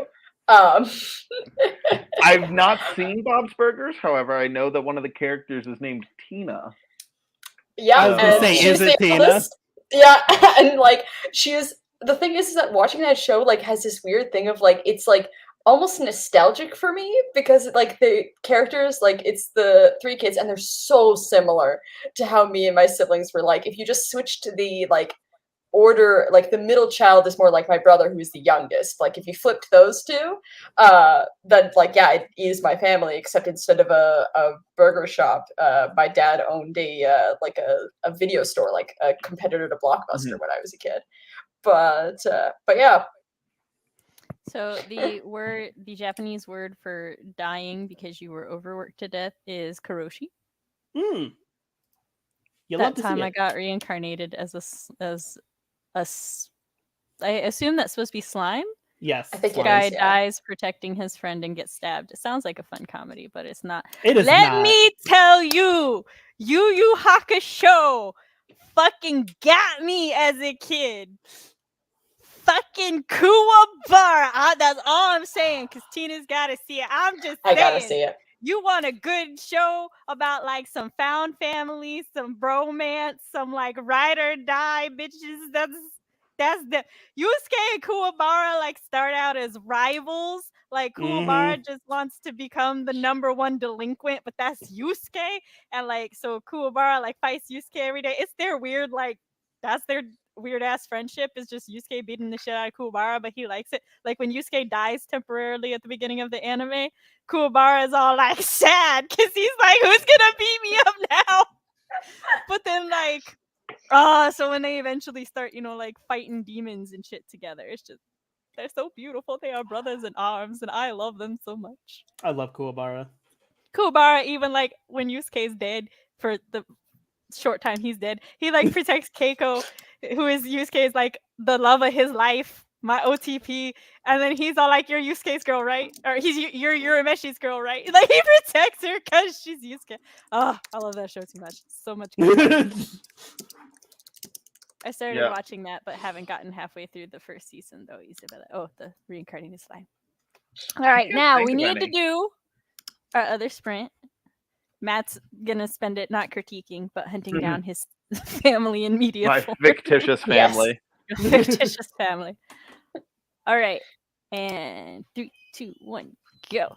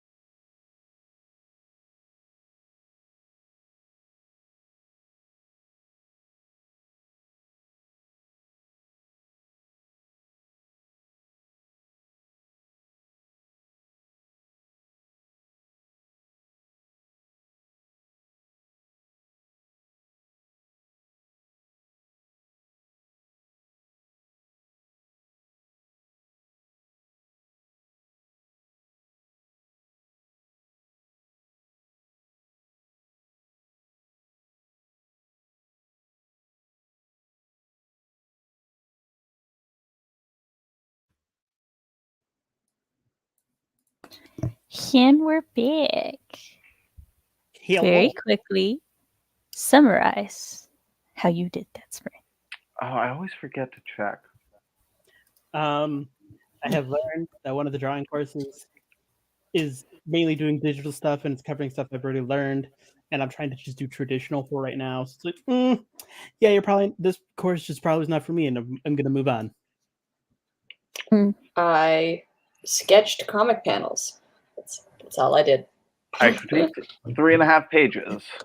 They were fairly heavy in wordage, so I didn't get as many pages as last time. But I got a page done because my husband came in to say goodnight, and then my child came in morose about something, and I had to figure out what that was, which I was pretty sure I knew what it was because he started a sentence with, it's 9:00, and I'm like, I know what I told them at 8 to go start doing their showers and stuff, which normally they don't start till 9, but it is a hair washing day for one of them, and it takes a very long time in the shower when it's his hair washing day. I mean, he takes a while in the shower either way because he just likes to be in the shower. But so it was just a misunderstanding. Yep, that's a vibe. That's a vibe there. I was like, you don't have to do your bedtime routines. It's fine. Just do your showers, and then I'll make you tidy up later. And they're like, now he's fine.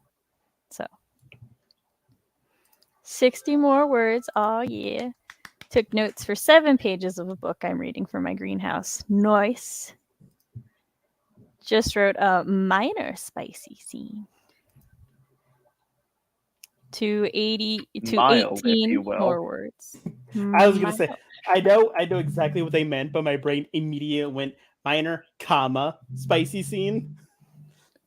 It was like, my brain was like lemon or lime, and then I'm like, is anybody else old enough to know what I'm talking about?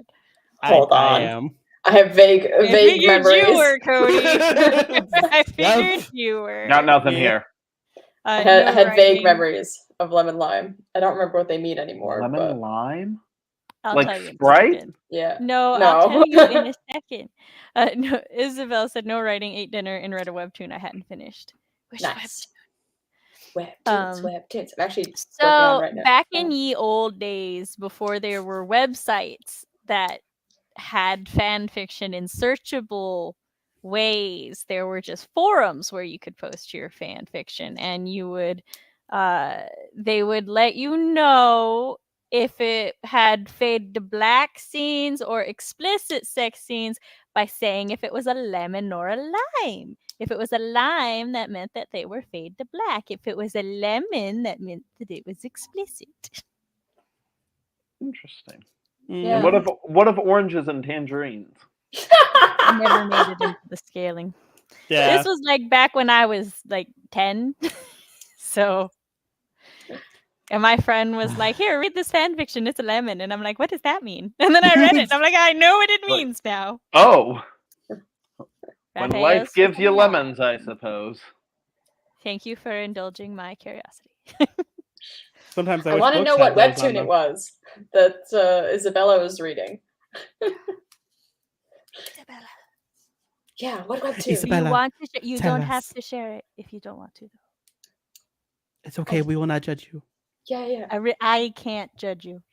Yeah, we could. I don't know a single webtoon. Matt, if you would love to indulge in the app that makes the online comics, and you want some recommendations for genre, just DM me. Just be like, with no other context, just be like, Tina, here's the genres I like, and I will be like, yes, Tina, serve you come. Especially if you put sci-fi, blah blah blah, gay, I will be like, yes, here you go. You kick my front door in. Find out where you live. Matt, you may also DM me. You know how I give recommendations. I do. When life gives you lemon, clean up. Mine is lemon. Title: Menswear Store and Her Royal Highness, a gay couple. One is a crossdresser and the other is a guy who pretends to be a mannequin in a menswear. I've got that one on my TBR. Huh. I've never heard of this one. I'll have to check it out because that does sound interesting. I'm curious about this guy whose job is a mannequin. That sounds interesting. Is that not a model? But no, it's a mannequin. But a mannequin at a menswear store, so like I assume that they are standing in the storefront. Matt, it's more akin to it's more akin to the peoples who dress up as statues. Yeah. I would argue a cross between those two professions. Yes. So our next topic is the family bonds in our own writing. I already talked a little bit about this one. But the thing is, life doesn't give you lemons. People do. Lemons only exist because humans crossbred plants to create lemon trees. Yet I love that fact. Mm-hmm. So, in fact, life will never give you lemons to give you. But what are people but an extension of life? When life gives you lemons, you tell them to take the lemons back. People are life. I like that me and Sam did the exact same gesture in the same spot. So, like, you could have copy-pasted us, like, over each other and it would have been the same image. The universe may not give you lemons, but life certainly will. It's not his job. He stands in a window front for fun. So he's not even getting paid. Oh, so it's a hobby of his. Brilliant. I'm interested. I need to look this up. All right, so normally I have family relationships as like some of the forefronts of my whips, but not this one. Oh. So I have to think about it. Well, y'all answer. Did I come up with this like 5 hours ago so I could have prepped something? Yes. But I was busy watching anime. So High School Musical and then anime. So do y'all have? Yeah. So I read them a lot. They're very prominent. So, because I feel like so many characters are only children, and so I was just like, I don't know many actual only children in real life, so I want most of my characters to have siblings. But regardless, I do read a lot of them, and I generally go for close bonds. In that regard, I like for them to get along in most cases. Okay, I'm gonna dial back a sec. I like for the siblings to be close. However, I do love some parent-child drama going there with close siblings. That's sort of my go-to. But yeah, I mean, ultimately, I just write family bonds a lot, and so I've got a bunch of different kinds in there. So I am a mild liar because I just remembered like a really big plot thing in my story involves Richie and her brother.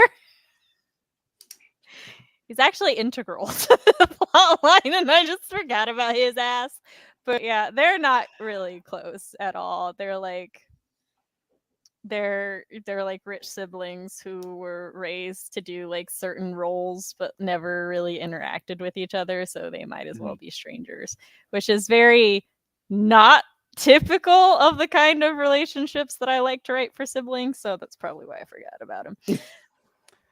But Moxie is an only child. However,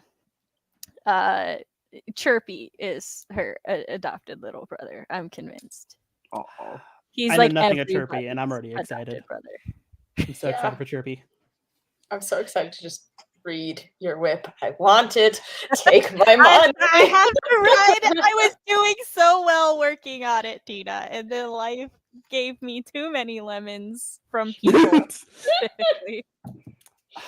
Random weird question about Chirpy. What is his general age range, if you know it? Oh, he's like mid-20s. Okay. Mid to late 20s.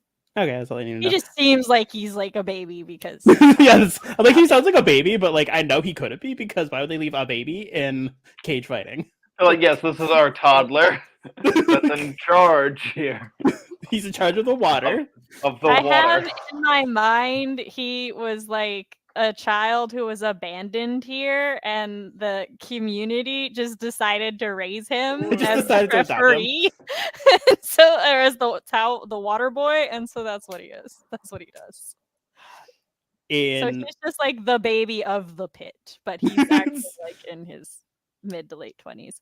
Because largely the fighters in the pit are their own sort of like found family. Like Moxie is friends with a tiger whose name is Miguel, and he's married to a woman named Alexis. And I plan to have a scene where she like asks him, "Oh, well, how's Alexis doing?" and stuff. And he's like, "Oh, good. You know, we're about to have a baby and all of that." So like they're even though like he challenges her for the title every so often, so they literally beat the shit out of each other and make each other like bloody. They're like, you know, they're still good. They're still buddies and stuff. It's like, that's the job.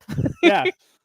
He's like, would be real nice to become champion with the pay raise. And she's like, yeah, it really would, wouldn't it? Yeah, especially with that baby coming, man. Must suck for some people. By the way, I'll buy my godchild a real nice crib. Don't worry about it. So, in mine, my main character is technically an only child because he's adopted. He is an adopted baby.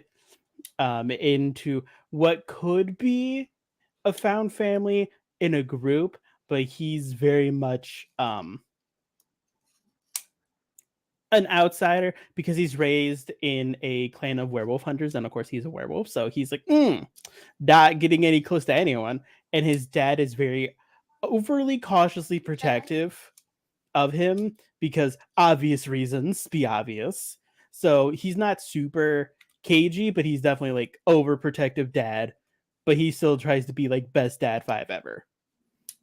And then when the main character goes off on his own adventure, he finds the love interest who has 2 younger twins that he loves and protects very much, and is teaching them like the ways of the wolves.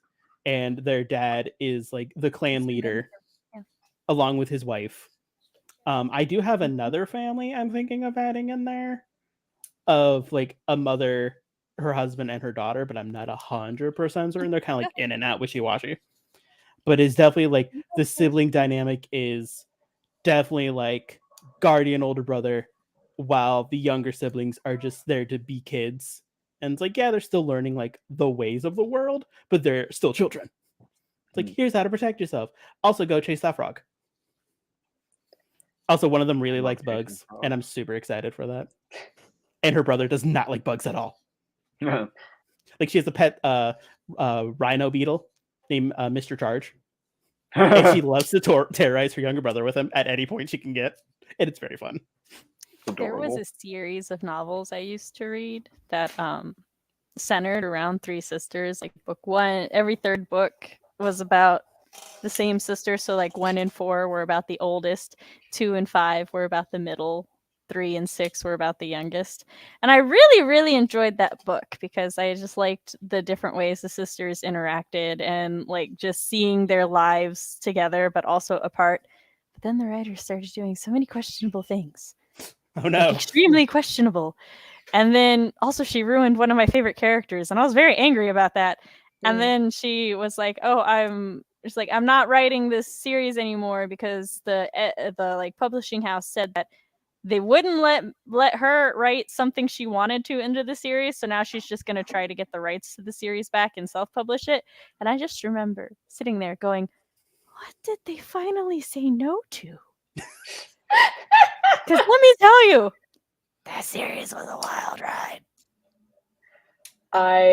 So I've already mentioned quite a few of my favorite like family dynamic tropes, and instead of relaying like, oh, I have these twins, I'm going to tell you my like most dramatic family dynamic, because I have this fantasy whip that has a tournament, right? There's 16 competitors.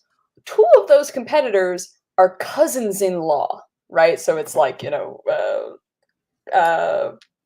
cousin and cousin. The thing is that when they became cousins-in-law, one cousin slept with the other one's best friend and made them wait late to the wedding. And that character is still salty about it nearly 10 years later. And so the 2 of them are like, they have this, it's just like a fun dynamic to play around with, of like, they have like, you know, not quite like they have history, but then like also like don't really know each other because they like don't live close. So it's just a lot of like he said, she said sort of thing. But yeah, it's very fun to write. Oh, Artemis. The patron saint of the stream, all hail. Yes. Or I love that. It sounds like a telenovela. Holy power. No, turn around so they may see you glow. Why don't you now? She's like, no. No, Mama. Is it because there's no music? Is it because there's no music? Oh, but she's getting the chin scratches. Normally she lets me like pick her up right under here and then I can show her this way, but today she said no. Not today, Mama. Not today. I have to figure out where the StreamYard moved. I'm writing about the Greek gods and goddesses, you know what I'm saying? Me too! My MC is an only child with a distant father and a mother who basically raised the MC to be perfect in a way. Oh, that's a lot of stress. It's a lot of stress, isn't it? She's like, I want to head boop you, but I don't. Honestly, none of my stories other than my high fantasy story called The Last Heir and the last book in one of my series have found family because none of them really need it. That's fair, though. One should not force a trope where it is not needed. Yeah. That sounds like a telenovela. I love it. Greek myth telenovela. Oh, my goodness. So dramatic. Can I help you? Yes, I love. I wish for all of it. But yeah, I feel like it is just fun when like, yeah, the family dynamics are like, you know, have a lot of like controversies and rumors and like stuff like that. You know what I mean? Just that just reminds me of like the thing with if you date your sibling's ex, and I'm like, I am of a stance where I don't think it would only bothered me if my siblings dated my ex because there would be a like really big age gap. Yeah, my eyes got really wide, but then I remembered not everyone has large age gaps. Yeah, because like my siblings are 5 and 6 years younger than me, and so like that is the age gap there I would question. But my sisters are a year and a day apart, so like I asked them and they said they're like, no, it would be too weird. Yeah, like I still feel like even without the age, it's See, I don't care. I would never date my sibling's ex though, because yeah. But for me, it's because it's like that could have been my little brother or sister in law. Exactly. So it's just like you were kind of sort of a little bit part of the family in a different way. Yeah, right. So no, I can't even date somebody that would like be like the age of my oldest cousin who's 4 years younger than me, because which I once had, like I was like 20, he was 16, and we were voice actors, and he like confessed a crush to me, and I was like, honey, no, you was a baby. I'm like, no, you were a child. No. But in my mind, I'm just like, I could have changed your diapers, because I like at 4 I changed my cousin's diapers, so I'm just like, can't do it. Even like though I'm 32, if a 28-year-old like hit on me, I'd be like, oh, that's so sweet, but baby, I could have changed your diapers. No. I just can't get it out of my head. I'm 28. I'm 28. I am also 28. Oh, babies.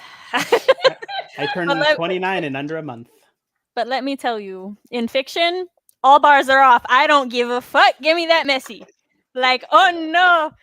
Like, you dated my sister, and it's like, yeah, but like I really love, like I'm in love with you, and it's like, sis, do you care? And the sister's like, nah, I don't give a fuck.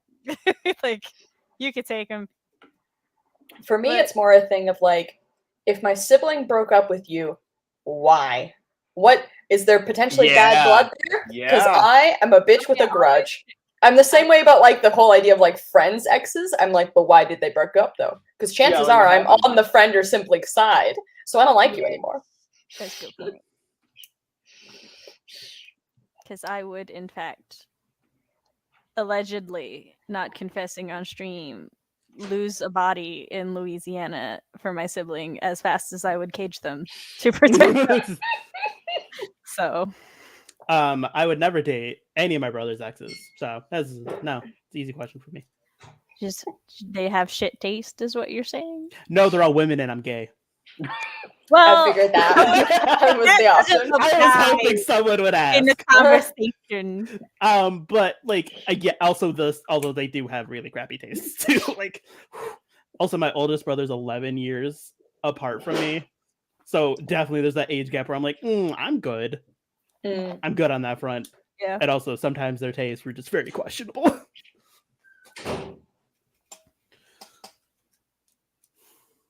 My sisters and I have, my baby sister and I have drastically different taste and prospective love interest, but my little sister and I, who is aromantic and asexual, based upon our taste in our fictional favorite, very similar taste. So my taste in fictional men and real men are two totally different things, thank the gods. Because oh boy, do I have questionable taste in fictional men. Oh, same. Like, I got a lot of questionable taste. I'm like, I'm glad I would not want to date you in real life, but goddamn. Same, but also it depends on the situation. Depends. Yeah, like give me in the right time, right mood, maybe. Because let me tell you, though my simp king is a 100% simp king to me, he is also an asshole to other people. Yes, and a grudge holder. There are so many things about him that I did not know before I saw him interact with other people, and I was like, "You're kind of a dick," and he's like, "Yeah." So, and I'm like, "You are like my dad." Whom is also a simp king to my mother, but then an asshole to other people. And I'm like, is this just a trait of simp kings? Like, I mean, I'm okay with it, but as long as he's not an asshole to me. Or my sisters, I would have to, like, fight him. But thankfully, as long as they were fine to me and my friends, it'd be fine. But, like, sometimes just the questionable tastes. I've told Sam before that my taste in fictional women comes in two flavors. Either she's mean and she wants to kill me and she's tiny, or she's big and buff and nice and wants to, like, hug me. That's it. That's the two flavors. And thankfully the locked tomb has both.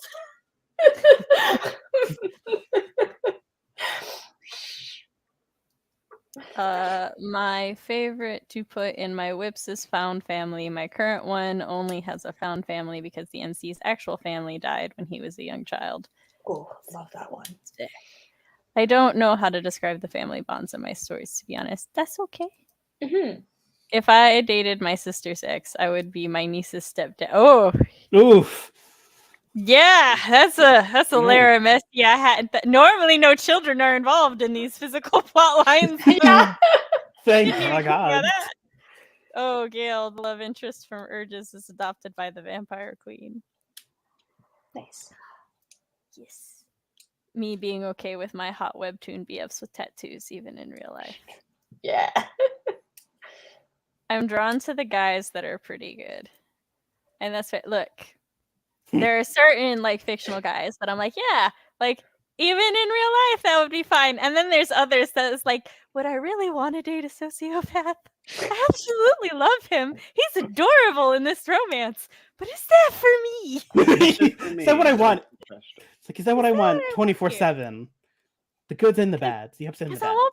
Because I'll be honest, my biggest issue with that is they're so clingy. And I don't know if I would be able to deal with that. Yeah.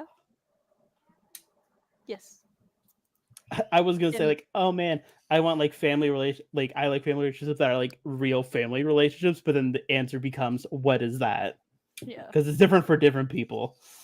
In real life, red flags, no thank you. In fiction, red is my favorite color. Hello, Raphael. Hello, I see you come here to attack me for no reason. And I come on the stream to be assaulted. being That's assaulted. You a come by into Sam. my house on the night. I don't actually know Cody- the full quote because I haven't seen The Godfather, but Cody, we both know that is a dirty lie. We know we will be attacked every week. By each other. I was gonna say And I didn't chat. come here to be attacked except for by Sam every day, all the time. It's all our friendship. Just Look, attacking together. I convinced you to adopt a bird son. So You did. You did. Finch. if You Sam on Finch. doesn't You have a lovingly bird roast now? you. Oh, Yes, I have a bird app. You have a- No. Oh, a bird it's app. oh yeah. Matt. Okay, okay. That's what you need to do the Yeah, next. Matt, 'cause you gotta said get you on were Finch. gonna. I thought Cody had a real bird. I did Oh, no, also think never. that too. I do not want a bird. My bird on Finch doesn't just dislike chocolate. She strongly dislikes chocolate, and I don't know what to do about this. Mine I'm strongly so dislikes a hungry upset. caterpillar, and I don't know where I went wrong. And they like cherries. I don't know what happened. I don't And, know if like, mine just has the any other strong day- dislikes. Just the other day, they were like, they didn't like the Ugly Duckling because they felt it was a shallow story, and I'm like, that's fair. I'm setting up a sprint, by the way. Mine did not like Frosty the Snowman because he would be sad when Frosty has to go away. And I was Fox, like, how dare you? I was like, He that's said to fair, bruh. shoot my bird. It's like I'm sad you don't Look. like him, but also that's fair. I can't be that She's mad. allowed to not like. She's allowed to strongly dislike chocolate. I will just eat all the chocolate for her. I hope mine likes chocolate because I don't. So if we ever get chocolate, I'd be like, Yoba, here you go. I found it very cute that she was like, she doesn't like the story of the Ugly Duckling because it seemed really shallow. I was like, damn. I might have questionable taste in men as well in fiction. If he treats me right, everyone else is wrong for telling me no. Yes. Look, do I love the villains who are like, I would blow up the world for you? Maybe. Oh my goodness. Hello. My bird's name is cute. You That's have adorable. a finch? You want to be friends? Gotta start just like having, instead of our names, it's our Finch codes. You're finished. I'm thinking of renaming my burb. I'll do it. Mine is named Atticus, which I For like those- quite a lot. Yeah. For those who don't know, Finch is a self-care app, and one of the like things that is the best about it is it's extremely like low pressure.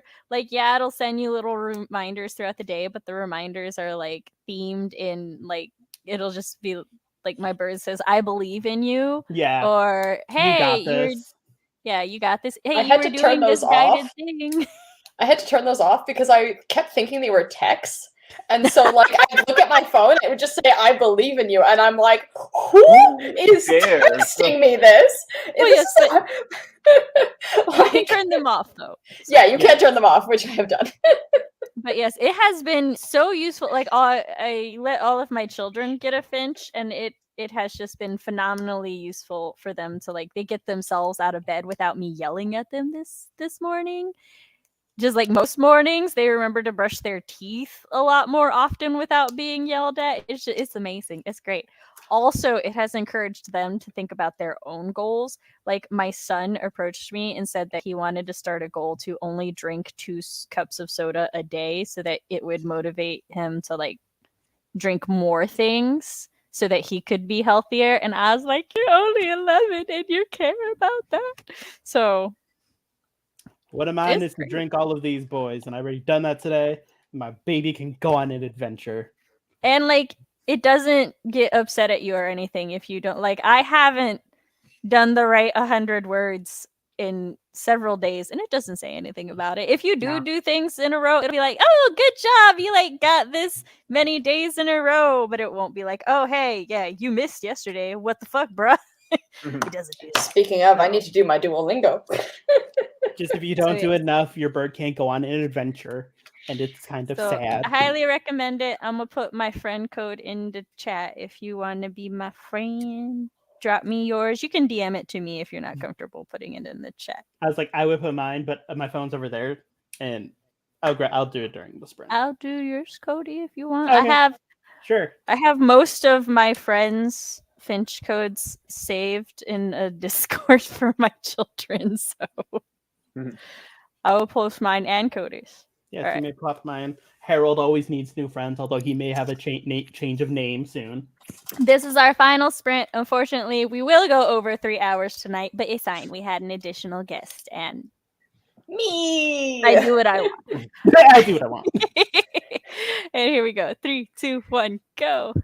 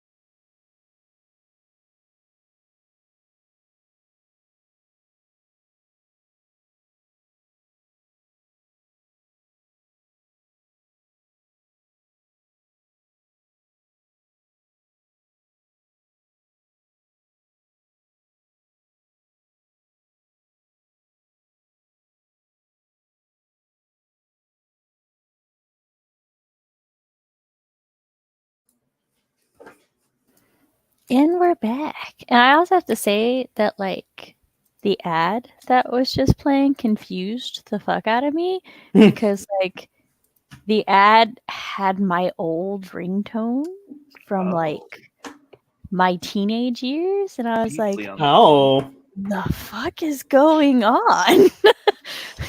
What?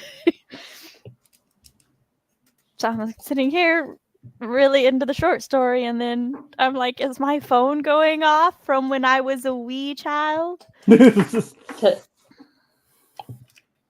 from when I was a wee baby.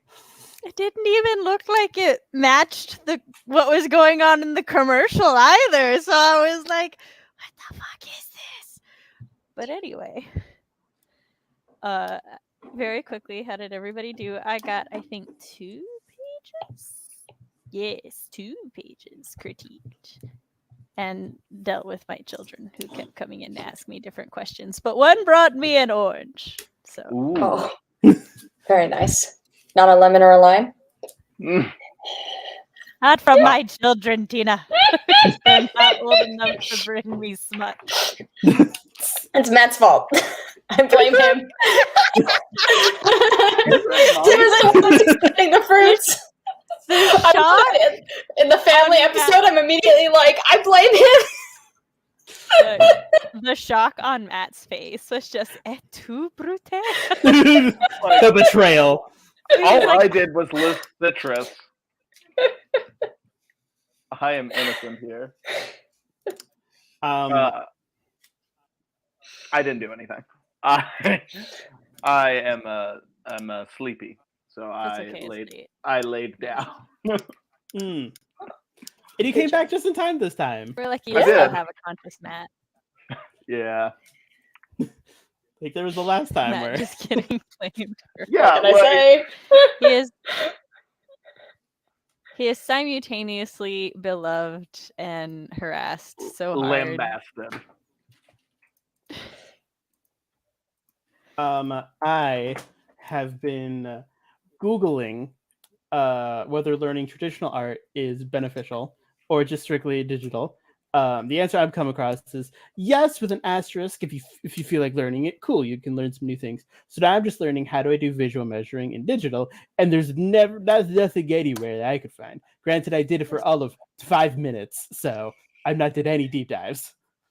Cody, DM me your questions. Let's Cody, double check your friend code because I may have it, but it wasn't labeled like the other ones. So process of elimination says that one might be you, but that also may be someone else, and I didn't want to just give out a random code. Also, for those who wants me, just know that like I also need your code to add you. Otherwise, I just get added to your neighborhood, and you don't get added to mine. 876 egg 420 season. I thought you were gonna say 876-5309. So did I.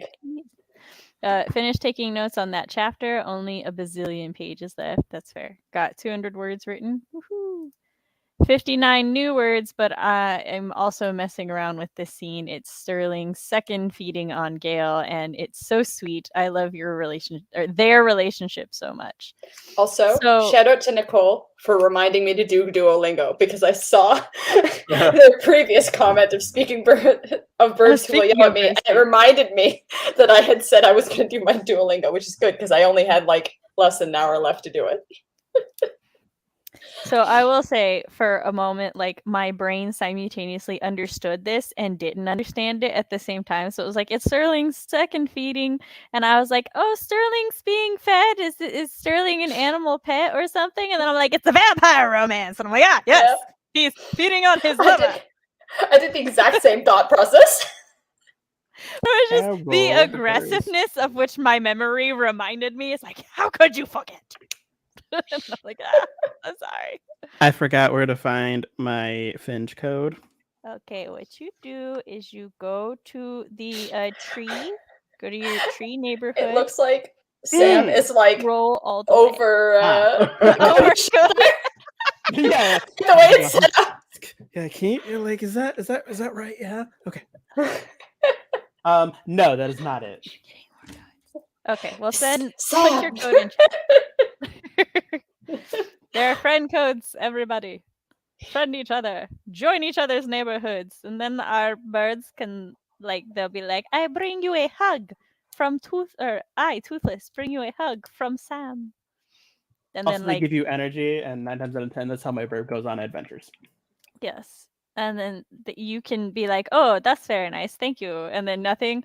Or you could say, oh, that's very nice. Come on the journey with me. And I will never know if you have snubbed my bird or not. So. I will let you know. If Toothless shows up first, he usually always sticks around and goes on adventures. And usually he does show up first. This is currently my internet chat. Excuse me. Sure, my internet chat. I'll be honest, sometimes I'm like, yes, I'll go with this person on an adventure today. And then I forget and I just invite everybody. So you all get replaced one by one. And whoever came here the latest is normally the one who can stay. Yes. But yes, currently it's CB's birdie with me on an adventure. I know CB's in here probably still. She may be Also, gone, so I'll you'll have to never ask for her see code my later. bird's eyes again now that I have found the heart sunglasses. I am buying them in different colors. All right, so we'll go ahead and wrap it up. I hope everybody had a good time. Next week, we're talking about the platonic love of friends. So, friends and rivals. Because I wholeheartedly believe that there are many rivals who platonically love each other. So, and some who don't so platonically love. But that's not next week's topic. So, we won't talk about it. It's forbidden. Fox will be relieved that I probably like Bruno, won't. we don't talk about him. Yeah. I probably won't have a Cages banner. I'm sure we can work it in. I'm sure you can work one in. I'm confident I could work one in, but I'm not going to go out of my way to do it. So that's why I said probably. But we all know how my subconscious works very quickly and against my will. So very quickly and against Fox's will too. But all right, go ahead and do your outros. No. What in the hell? Okay, is it my turn then? Are we done switching around? Yes, now you go. Okay. Hi, once again. StreamYard was lagging, so I just thought it wasn't moving. But yeah, go ahead. Once again, I am Tina, aka Cabby. There it is. There it is. I make queer art and comics of the smoochy and spooky variety, lesbian vampires, deep sea mermaids, plus so much more. And you can read all of my work online for free at cabby.com with the night mode, the latent day mode that's on my website now. And it is all linked in the description down below, though somebody doubted me. It's fine. I wasn't sure. Cody? Oh. No, I thought Matt went next because I went first. Wow, we were just jumbling everything up. No, you just follow the order. Yeah. I'm so whatever. Fine. Hello, hi everybody. I'm the crime lord. I'm gay and I do crimes. Apparently, I can't figure anything out. Would you believe I took my meds today? Boy, howdy, it has been a time for me. This is what happens with ADHD. Sometimes your meds just don't work. All right, cool. Anywho, that's me. Follow social media links down below. Anywho, goodbye. Cody is discovering his arch nemesis is clockwise. You would think it isn't, but apparently today it is. I took my meds, I promise. Apparently. And my arch nemesis is when things don't go clockwise. We'll mix it up one day. We'll go counterclockwise. The day we go counterclockwise is the day I punch my webcam. I will truly die when we do that. Clockwise fucks me up enough. All right. I am Matt Hollon. I am a dark fantasy author and a clockwise enthusiast. I'm working on my debut dark fantasy adventure novel. However, if you would like to read my work, I've published a dark fantasy short story called The White Harvester. It's about pirates, and it is featured in Sasha Black's The Rebel Diaries anthology alongside 12 other fantastic short stories. You can find it on Amazon or in any of the links down below. As well as down below is my social media, where you can follow me on TikTok and Twitter, where I post pretty regularly, and Instagram, where I don't post regularly, but sometimes I will share stuff on my story. And of course, you can find me here like at least twice a month. Hi, yes, my dyslexic ass is trying to input a code real quick. I'll figure it out. I also think Raphael's code is wrong because I cannot get it to work. I've tried 3 times. Hold on, Cody. It's V3C6E3CKRW. Can you just send it to me in DMs? Yes, Raphael, something is not. We cannot find you. Oh, I blew out my candle, and now I'm playing with the melted wax. nice. I did not have the code up. I was on Instagram. So I'm not prepared. I have a candle here too. I should have set it on fire as well. Ooh, Hi, yeah, I'm writing mom Samantha L. Nassett. I talk about writer things, parent things, writer parent things, and I host this here circus. You can find us on Mondays, 7 p.m. Central Standard Time. I have a variety of regulars and irregulars. I will get back to inviting my irregulars as well. It's been a time, y'all. That's why I have regulars to help me when it's been a time. If you would like to read samples of my writing, you can go to my website, samanthaelnassett.com, where I have a spooky flash fiction, Until Pizza Do Us Part, and a villainous murder story, All That Glitters. And if you would like to keep up to date with all things Sam and get some exciting upcoming news at some point within the next couple months, you can sign up at my website to the newsletter. Keep up to date with all things Sam. Get dibsies for things. And if you would like to help fund my audiobook habits, you can donate tip at my Ko-fi down below. Give Sam money. We all need to make cards now. We really do. Like sides. I love my I have to make a White Harvester bit. I have to make a Give Sam money card. You know I always have gimmicks. This is going to become a silent film, and we all just have 2 cards that we hold up. We're just pulling up cards.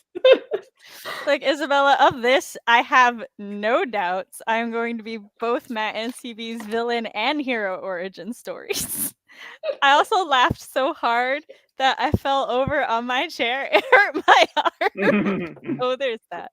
Because it's been lovely having all of you. I'll figure out the Finch codes. If not, we'll try again like next week, or just hit me up in DMs at all my social medias down below. Thank you for being here. Thanks for watching on the rewatch, and we'll see you next time. Bye. Bye. Bye.